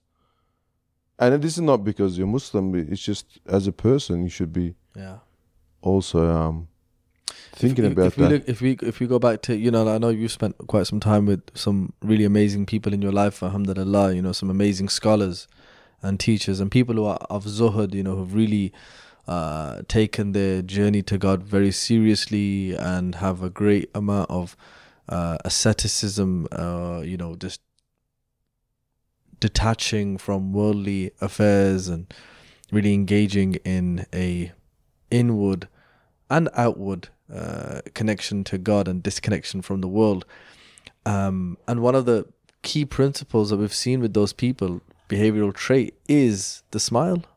You know, I look at how many people I meet from, and especially like because out here in Australia, I met a couple of guys who've met Habib Kadhim, and I was like, I think 17 or 18 when I first met, seen Habib Kadhim, and his smile stole the hearts of men, bro. Yeah. And you know, like it's incredible. Like in today's time, we can say that and that not be anything to do with like in any, I'm not like astaghfirullah, I don't mean to say this, but like in like the modern world can only understand that phrase in a homosexual sense or something like that, right? Like a guy steals the heart of, but in our tradition, astaghfirullah, like it's so sad I had to just say what I said, but I'm just highlighting a point because the Prophet stole the heart of all of us. If you look at some of the poetry, like the poetry is so amazing how they would speak about the Prophet ﷺ, especially the personal poetry and how they would express how he stole their heart with just one look. You know, there's one they say Kaliyan Zulfa Wala, yeah, which is like the one with those beautiful jet black locks. You know, like it's just so lovely, right? And it just makes you smile, right? And you bring that beauty, and beauty is what? The splendor of truth, right? And that's what we're speaking about here. When you go on that sincere journey of truth seeking, these are the types of things you conclude with, that this beginning of, because what happens, what do you call a person who's considerate? Beautiful in character. So when you start bringing in consideration, when your default temperament and you're just like early days, or even in imbalance or unnatural temperament, you have just a very one track way of seeing things, and this is how it should be. If you're just like a healthy or an unhealthy choleric way, or a healthy or unhealthy phlegmatic, everybody else is a villain. But once you start to learn different ways of being, whether it's temperament study or any other character study, or just like tazkiyat an-nafs, whatever road takes you, even psychology studies or life coach, Sheila the life coach, change your life, whatever it may be, the moment you start to step out and start to consider other ways of being, but the best one we believe is one of the temperaments, is like one of the best ways to really, and what we're speaking about here is ilm al-akhlaq, by the way. Someone who's like, oh my gosh, did you just prioritize temperaments over the deen? It's ilm al-akhlaq, it's the study of akhlaq, so it is the deen in that regard, from that perspective. When you start to study akhlaq, you automatically bring in consideration, you automatically bring in husn al-dhan, and you automatically start to inculcate a beautiful way of being, and thus create beauty within. Hal jaza'ul ihsan illa al-ihsan? Is there a reward of excellence other than excellence? Is there a reward of beauty making other than beauty being made? That's how you can look at it. Is there a reward of going out and saying, I'm going to create beauty in this world? Anything other than God creating beauty in you? And that's why that's why it puts a smile on your face. Even in this dark, dreaded world of tragedies, that's why they said, who had more tragedies than the Prophet ﷺ in his life? Like, incredible life. And who smiled the most? And we have a responsibility in the sense that, like Iqbal talks about khudi, like the concept where the human beings are esteemed because Allah has created human beings. He said the K word. He said the K word. I gotta take it easy now. I gotta control myself. Allahu Akbar. This. Like I Did you get triggered? I tangoed with Iqbal like a little bit before in life. Just bits and bobs. But we studied him this year. Like, and I also, this is more private. I guess it's on the podcast, but if you listen to this, keep it with yourself. What I also really find fascinating is because the knowing yourself movement is very much in the whole footsteps of the khudi concept. What he does in flipping the script. But anyway, you were speaking. I apologize for interrupting and not controlling my excitement. But essentially, I'm just tying it like into the temperaments where Allah has created humans in a way where we're esteemed, elevated in the sense that the best human being will be, above the angels, for example, because we had our free will to do good or bad and choose accordingly. and therefore Allah has also bestowed the element in us like fire or earth in order to harness that, in order to, for His sake.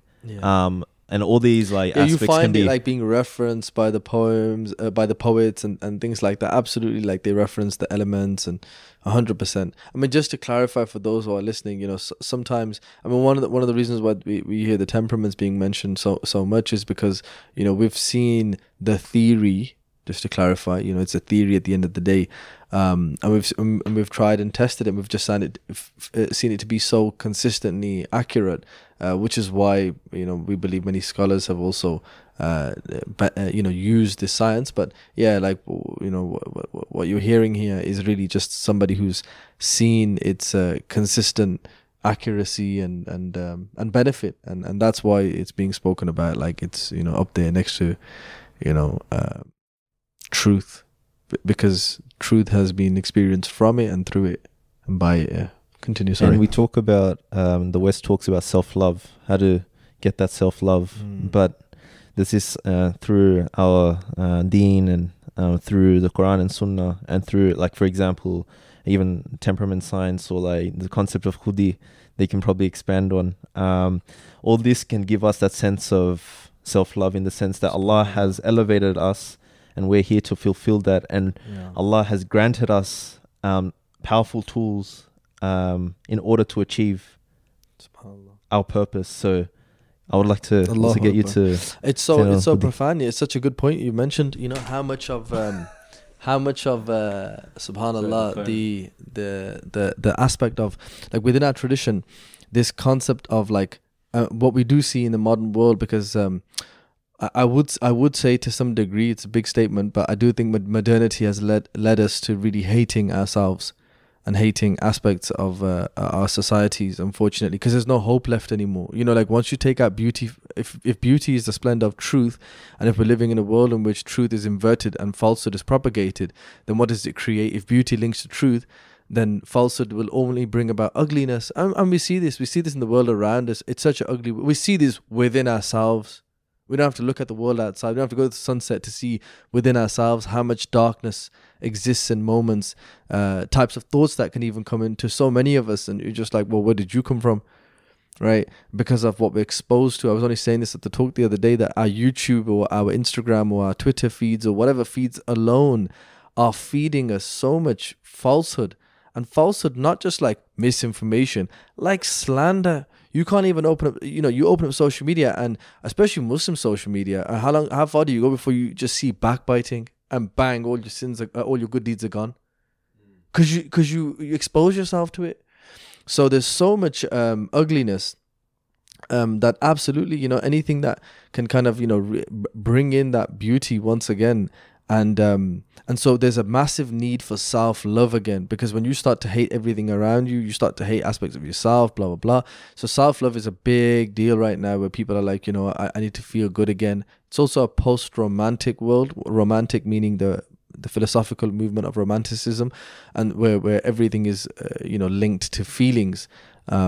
To keep the story short, although I highly recommend that if anyone, you know, is listening, you should listen to a talk recently delivered, a conversation called and so you can listen to this talk called "The Subversive Power of the Sexual Revolution" with Hamza Yusuf and Carl Truman, Sheikh Hamza.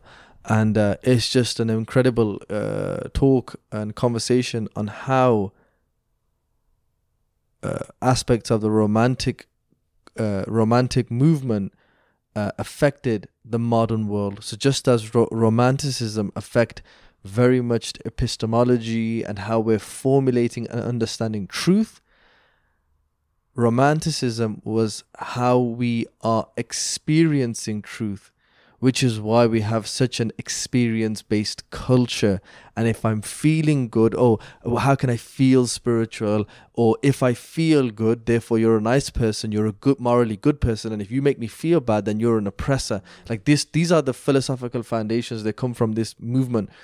And so when we're looking at this self-love, there's no surprise that one of the greatest thinkers, as the modern world is at the dawn of the postmodern world, you have the great Iqbal who is seeing how things are going, and he writes this brilliant work and this concept of khudi, because he flips the script. He knows that the modern world is rooted in the self. The whole understanding, cogito ergo sum, I think, therefore I am. But also now part of that is I feel, therefore I am, or I have a sexual experience, therefore I am. That the highest of life is in sexual experiences. Crazy, huh? And whether you are whether you adhere to that philosophy or not, you're a recipient of it simply by being in their system. Which is why, so many young people want to live music videos. They want to live that. Like, that's the pinnacle of existence, is to do what he did. To do what 50 Cent did. Jump up and down and be on a boat and have all this madness around you, and subhanAllah, how much fitrah is like, has an aversion to that. Anyway, that's another conversation. So the self-love.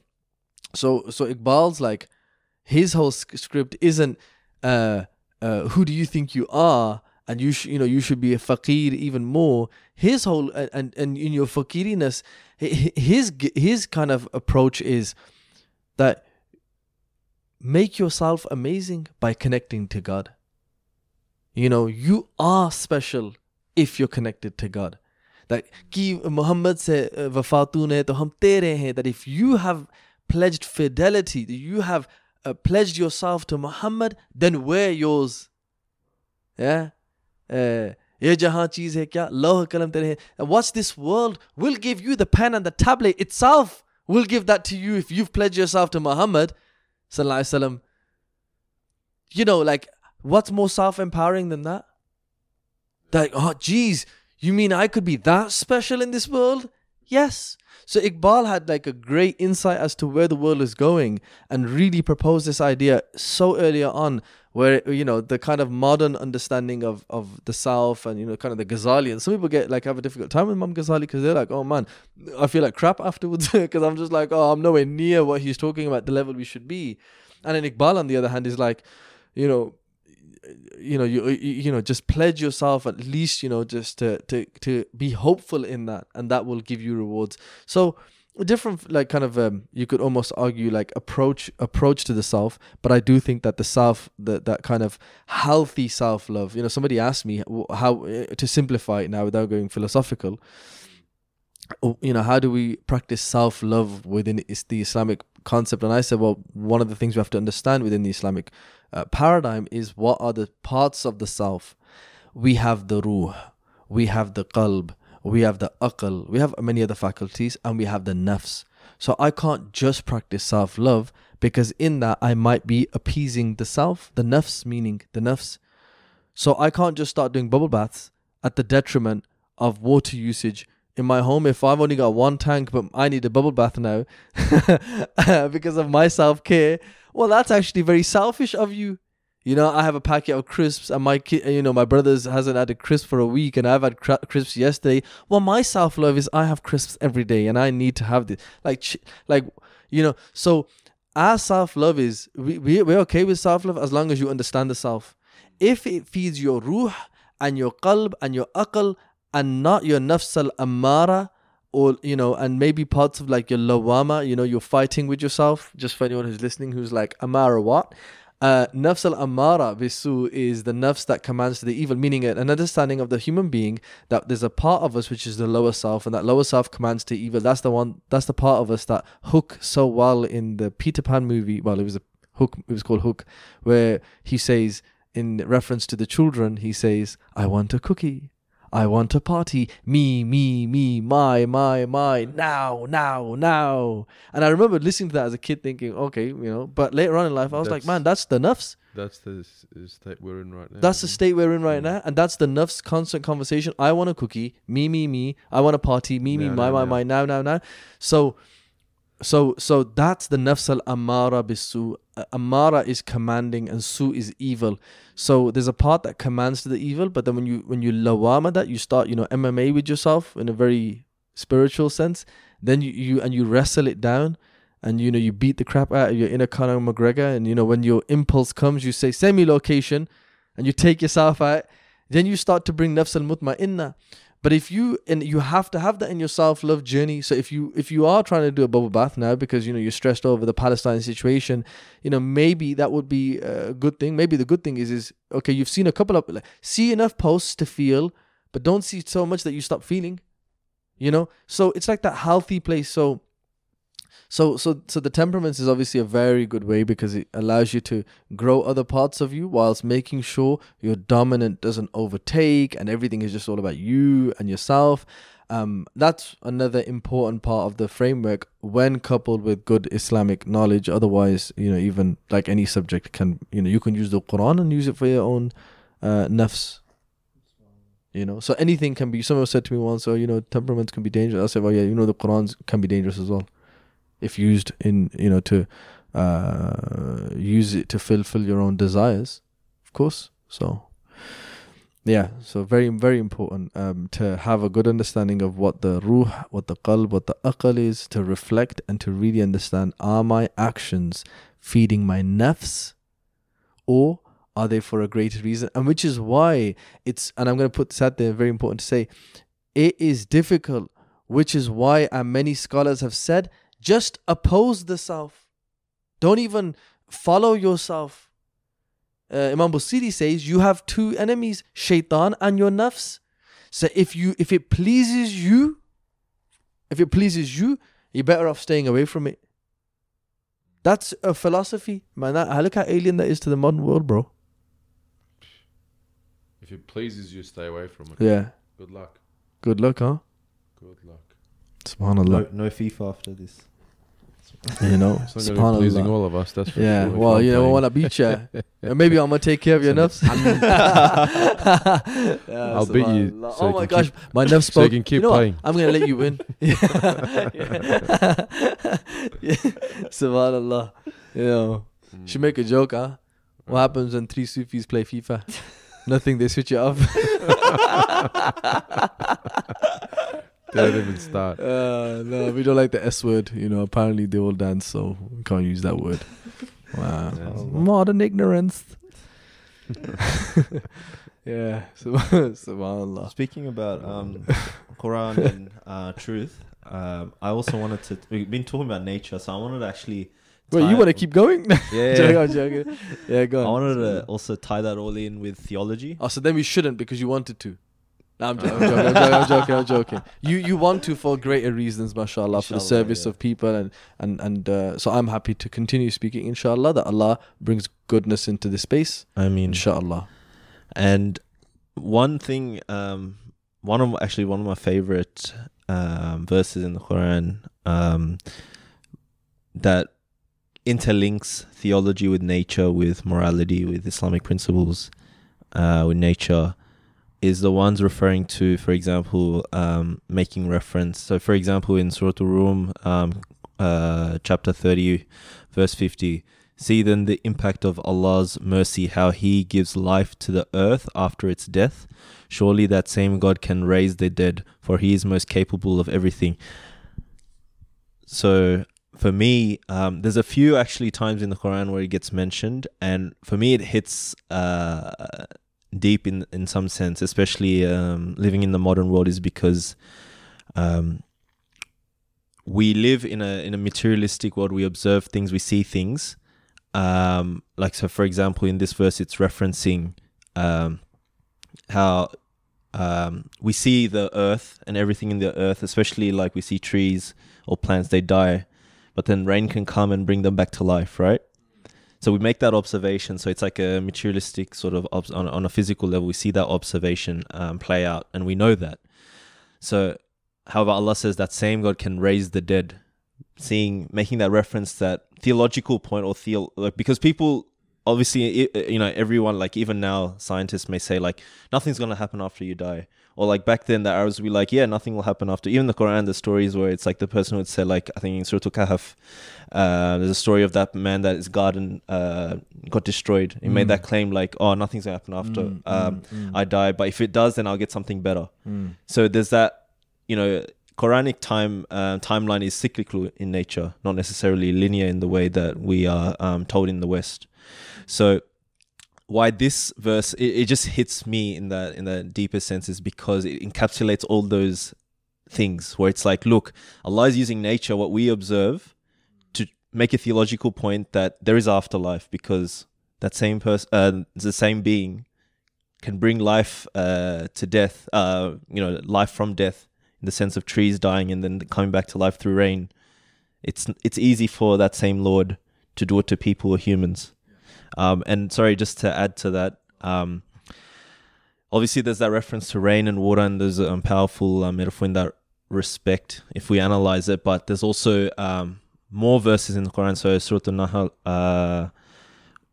chapter 16, verse 65, Allah sends down rain from the sky, giving life to the earth after its death. Surely this is a sign for those who listen.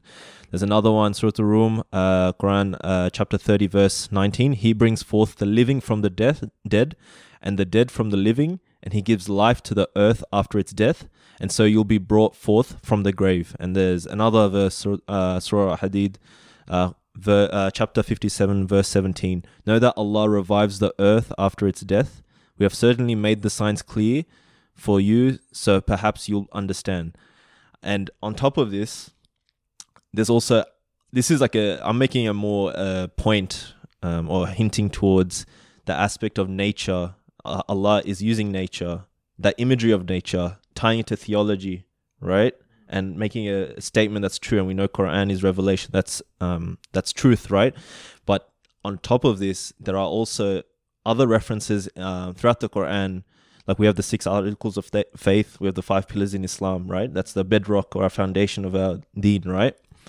So Allah also makes further references using nature. So Surah Al-Qariyah, so chapter 101, verse 4. It is the day, so day of judgment.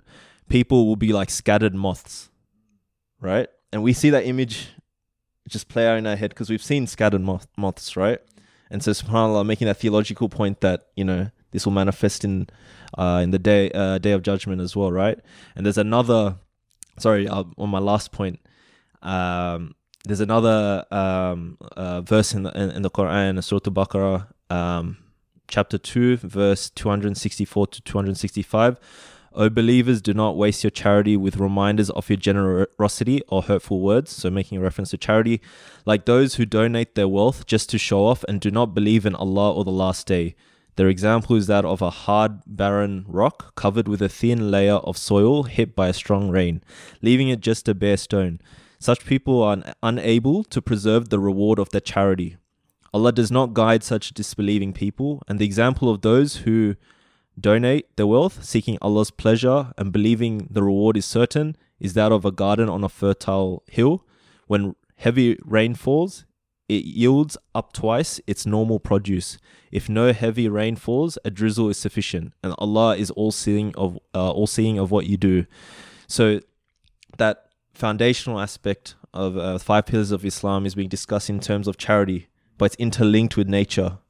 And it's, and it sort of highlights our theology is that in that sense. So my kind of why I'm saying all these examples to bring it together is that intertwining of nature, theology, truth, to make a point and to make that, like, to drive home the point of Day of Judgment. Because even from teachers that I've sat with, they talk about, like, we're aware of the monotheistic religions, quote unquote, like Christianity and Judaism, right?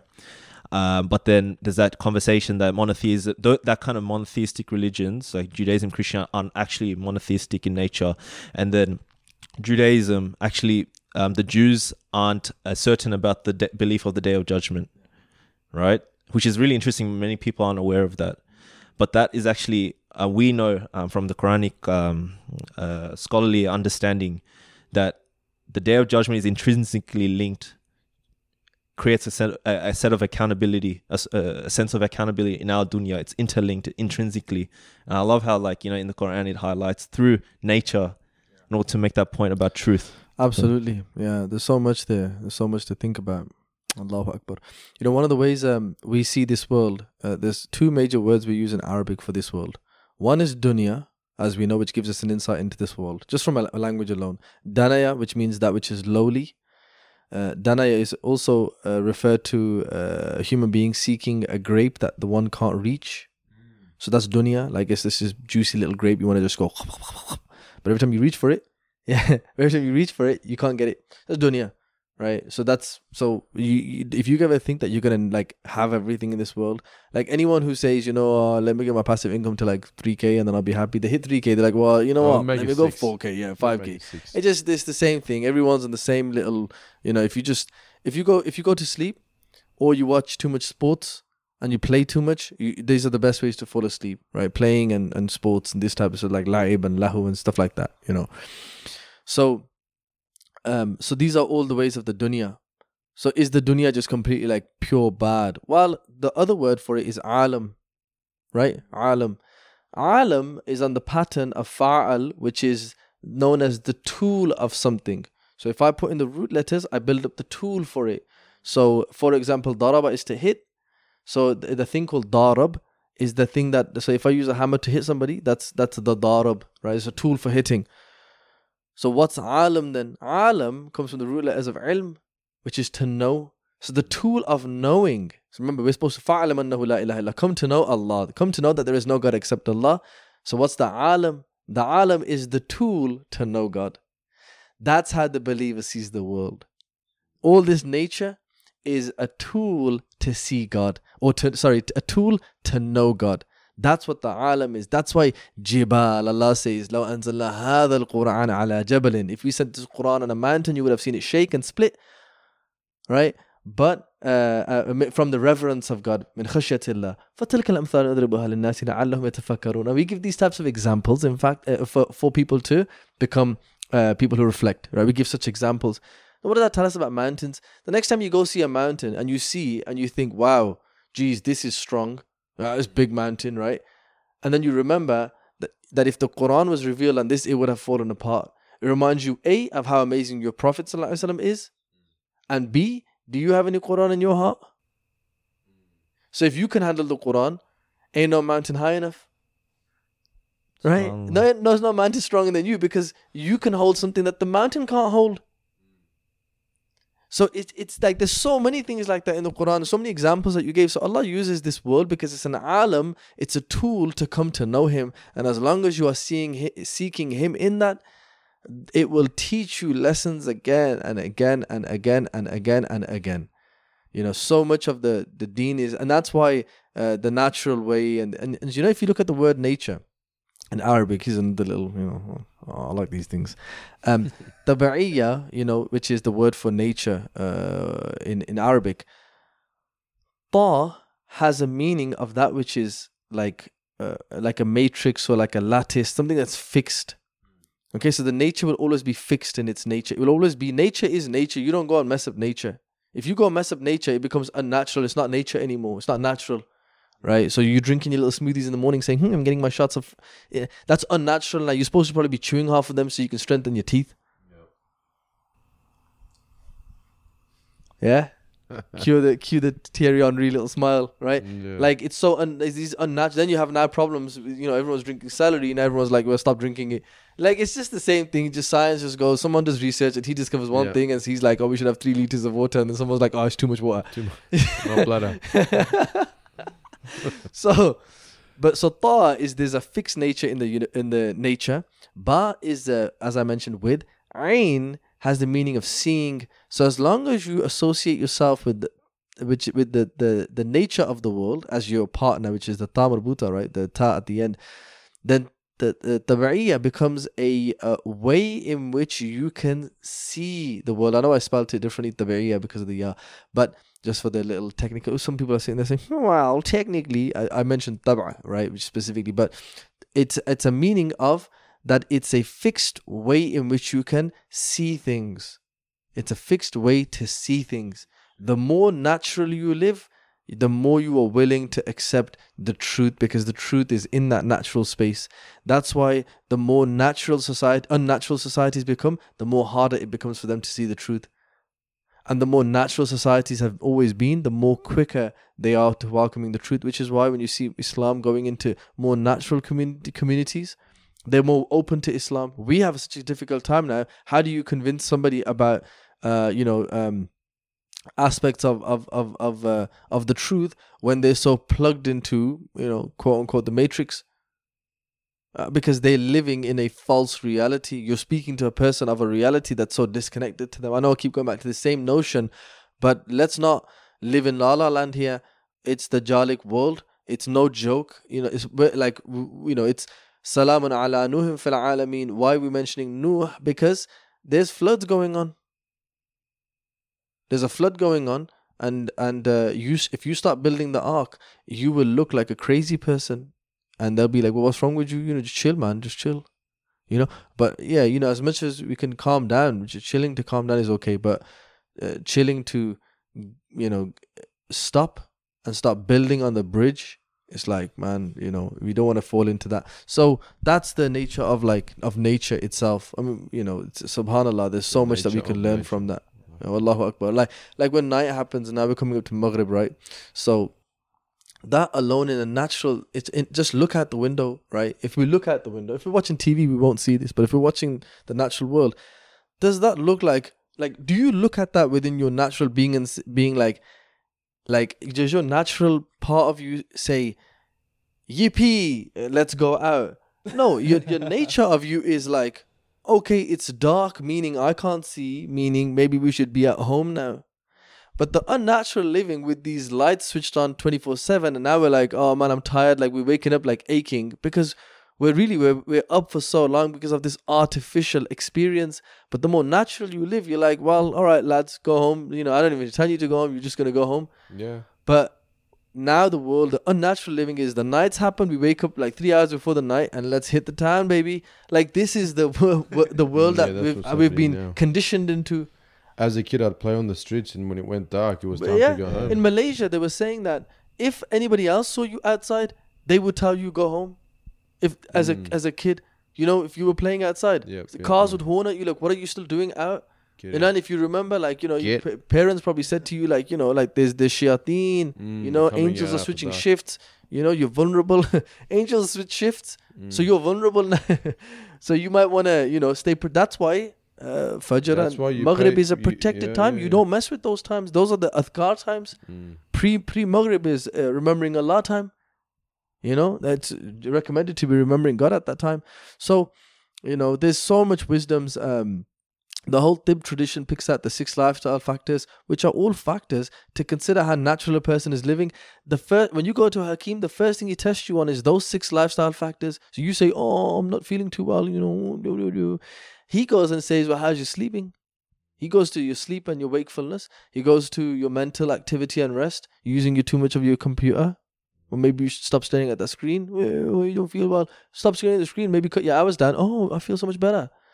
Right? Physical activity and rest. Retention and elimination. We just spoke about you visiting the toilet, me visiting the toilet before this. It sounds kind of funny, but it's serious. Have the right foods and see how you clean your system out. But if you're not cleaning that system out, what do you think is going to happen? Retention and elimination is a big part of your mental health. You're carrying that stuff with you. You don't think it's going to be a part of, like, when you need to go to the toilet, you're far more irritable and you're far more quick to react. Because you need to go to the toilet. Okay, bye. Do you know what I mean? So it's obviously affecting your physiology and also your psychology. And you don't think it's going to affect your spirituality?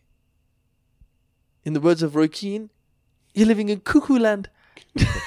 Right? So he would go through the 6 lifestyle factors, all of these seasons and air. He'd be like, how much fresh air do you get?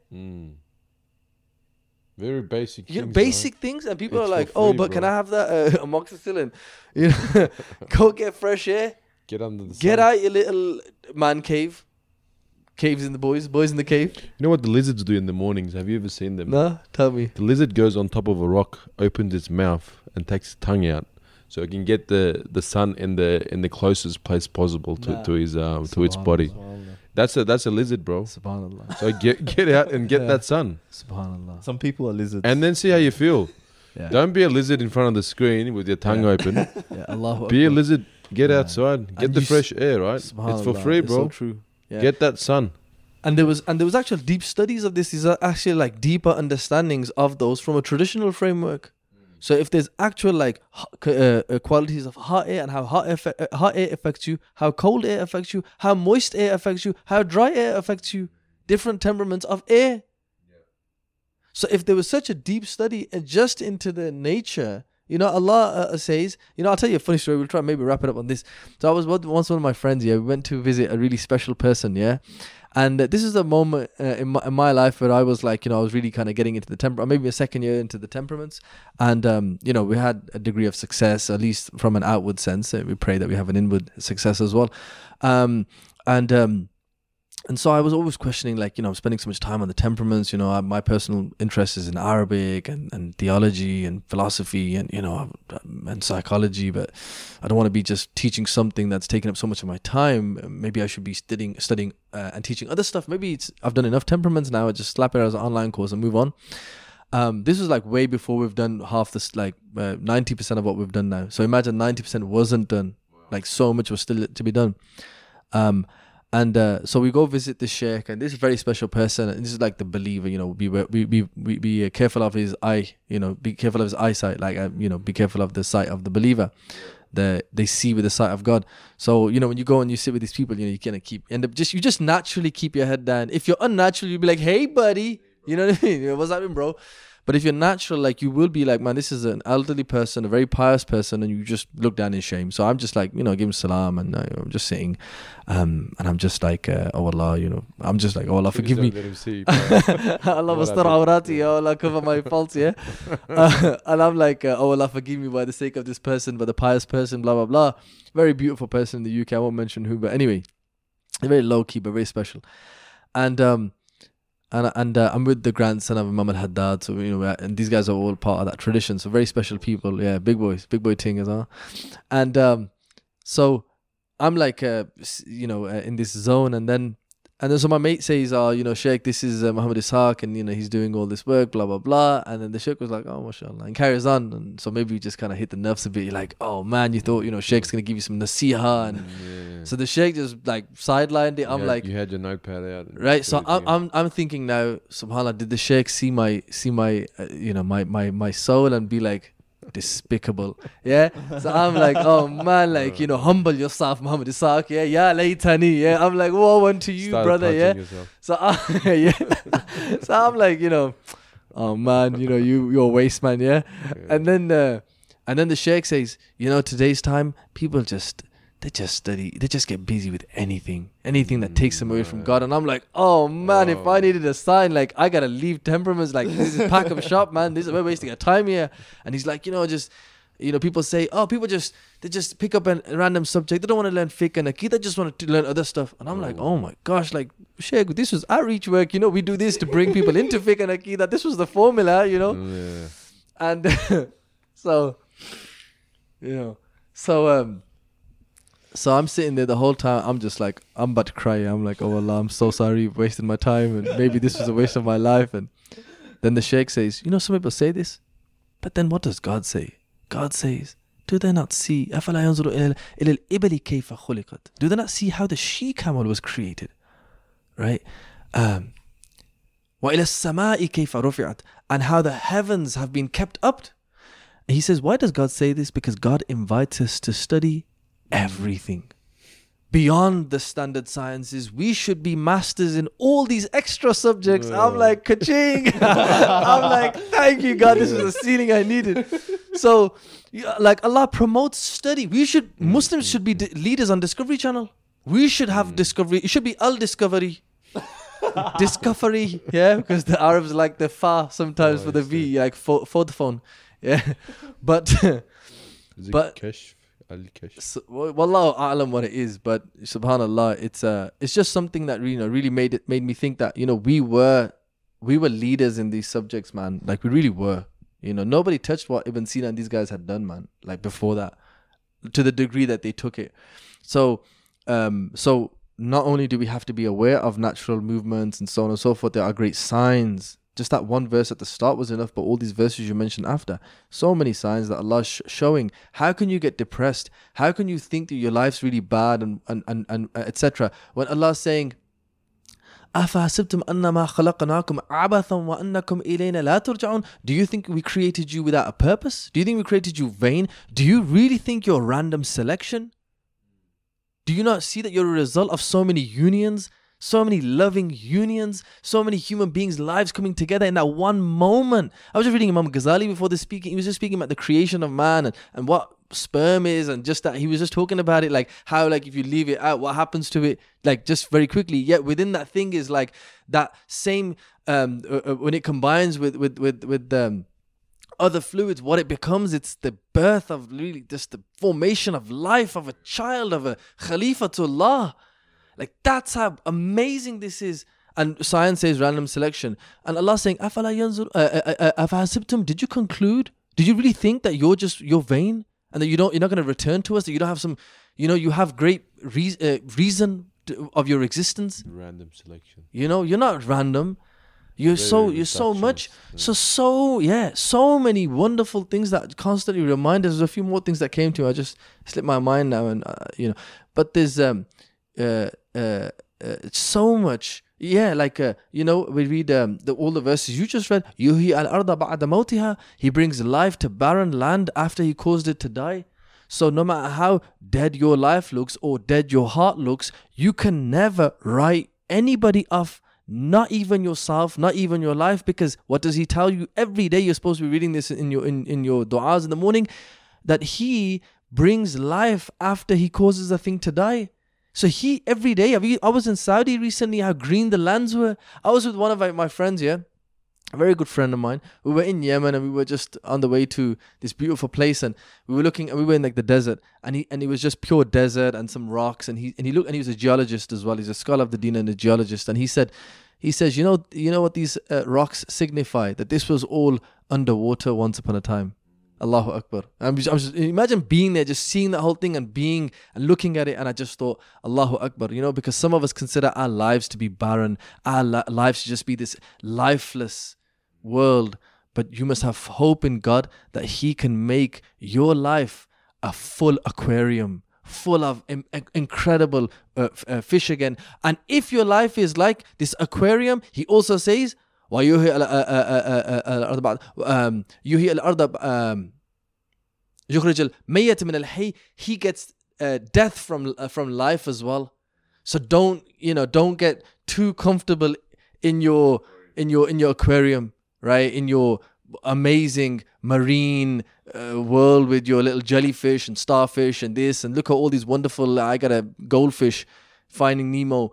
Don't get too comfortable in that world, because Allah can make even that come back to nothing, and we will. وَكَذَلِكَ تُخْرَجُ. That's what it says at the end of the verse, and that's how we're going to bring you back, and you're going to get a life again. So none of this is the be all and end all. And so you just can't allow yourself to stay depressed. You can feel depressed. Feelings are normal. إِنَّ الْعَيْنَ تَدْمَعْ وَالْقَلْبَ يَحْزَنُ, right? Tahzan. That indeed, the Prophet said, losing his, when his son was passing away, and they saw him say, "Anta ya Rasulullah, you're crying?" He said, إِنَّ الْعَيْنَ تَدْمَعْ. Indeed, the heart, the eye weeps and the heart is saddened, but we don't say anything that displeases Allah. So we have this is the only tradition, the only way in the modern world, that can allow you to be human in all of its sense, in its feeling, and in how to truly be an upright being. And without it, you will not only not be allowed to feel or feel too much, but you won't know how to respond or respond too much. This has balance in action and balance in feeling. It allows you to feel, and it now teaches you how to be. Wallahi, thank goodness for being Muslim. May Allah give us death upon faith. Everyone listening, all your family members, everybody, subhanallah, people have such a hard time to understand the transcendence of time and space. Bro, we're recording this in 2023. There'll be somebody listening in 2024. Just by technology, we can transcend time. Somebody's a part of this gathering right now. So it's so evident that our Deen has covered this stuff way beforehand. That's why Imam Busiri was writing the Burda Sharif, but he was with the Prophet ﷺ as he was writing it. So may Allah allow us to really just have strong faiths, and Allah bless you boys in the cave, for doing wonderful stuff. Everybody should follow and share this type of stuff. Not the ones I'm on. Don't share those ones.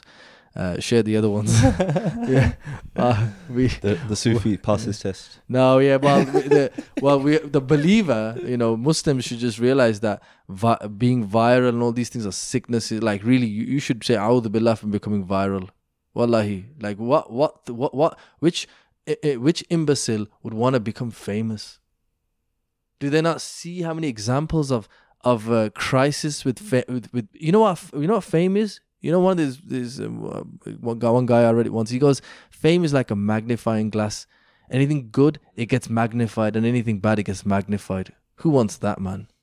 A'udhu billah min dhalik. May Allah keep us, give us refuge from that. I mean, yeah. Just I know you've spoken in a way where you want to end it without saying you want to end it, but. Well, yeah, it's Maghrib time now, so we got no yeah. choice, right? So whether we That's want true. to, it's time to end. Yeah, go on, you got a little. Speaking, like, you talked about nature, the natural way, all that sort of stuff. Just wanted to add the point upon, like, my recent studies where of the Quran, where scholars also talked about, and it's also mentioned in our tradition, where on the Day of Judgment, even our body parts, our limbs will be testifying to the sins that we've been doing, kind of implying that sins are not natural, right? So like even the trees, or like a person that's a sinner, they'll be under the earth, will be spit out because the earth. It may not be natural, but what you have to understand is the human being is natural. Is the human being within the makeup of the human being is all of the process of all of the sons of Adam sin, and the best of those are those who do tawbah. So it might not be, the sin might not be natural. For example, you could maybe you can make the argument, but you can't say that it's natural, that it's unnatural for us to sin. Human beings will fall into sin. That's something to keep in mind. But it's also, we've talked about the Nafs and then controlling the Nafs. We've seen nature in terms of how course of nature runs. We want to be as aligned as possible, but it's about controlling those vices. But also, like, the statements within the Hadith corpus, etc., about the earth wants to like not be part of, like, doesn't want the sinner to be buried like on the Day of Judgment, because that sort of sin isn't natural in that sense. It shouldn't be in that regard. So it's also important at the end of the day. So it's definitely not going to be seen as a good thing. You know what I mean? And so, subhanallah. I appreciate your time. Thank you for.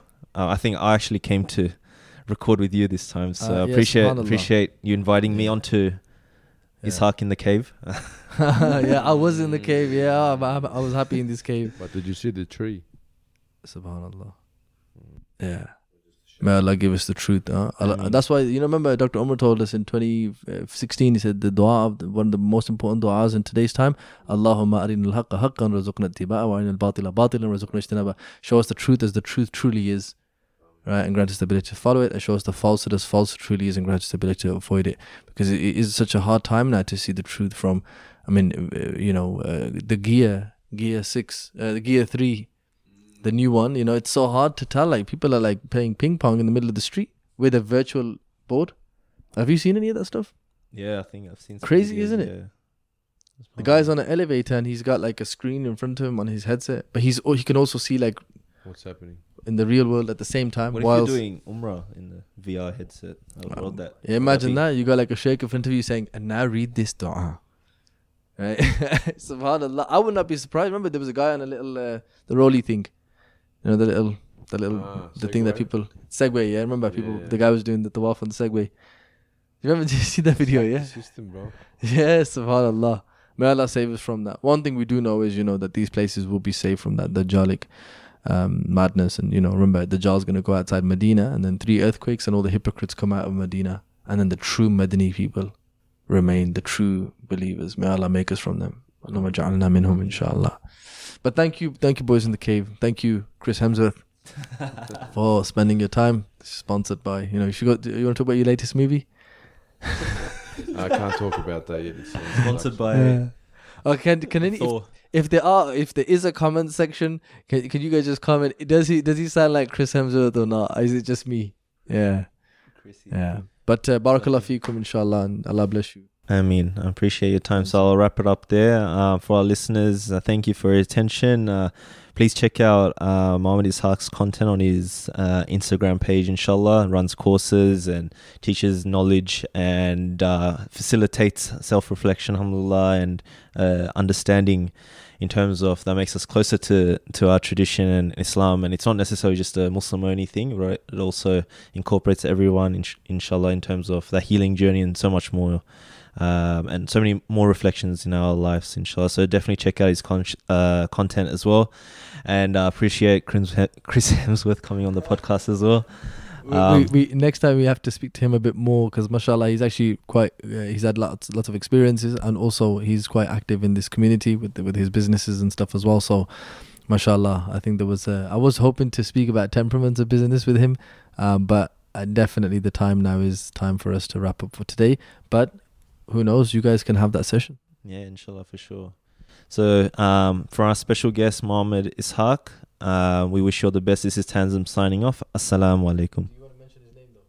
Oh yeah, Oz. Yeah. I think we should mention his name. Yeah, you have a football podcast as well, so check it out, inshallah. Turkish football. Alhamdulillah, halal Turkish football. I'm sure like the Ummah will jump onto that. Is it halal? It's called, no, it's top flight football, but we haven't been doing much, inshallah. We'll be doing a bit more soon. And the businesses around town? It's around town. There's a couple of them. Yeah. There's some good ones, really good ones. They've sponsored a lot of our classes out here in Australia. Mashallah. Garlic, mashallah.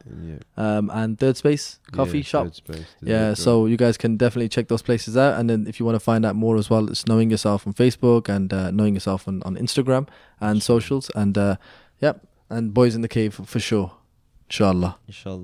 We'll wrap it up there. Thank you everyone for listening. Assalamu alaikum.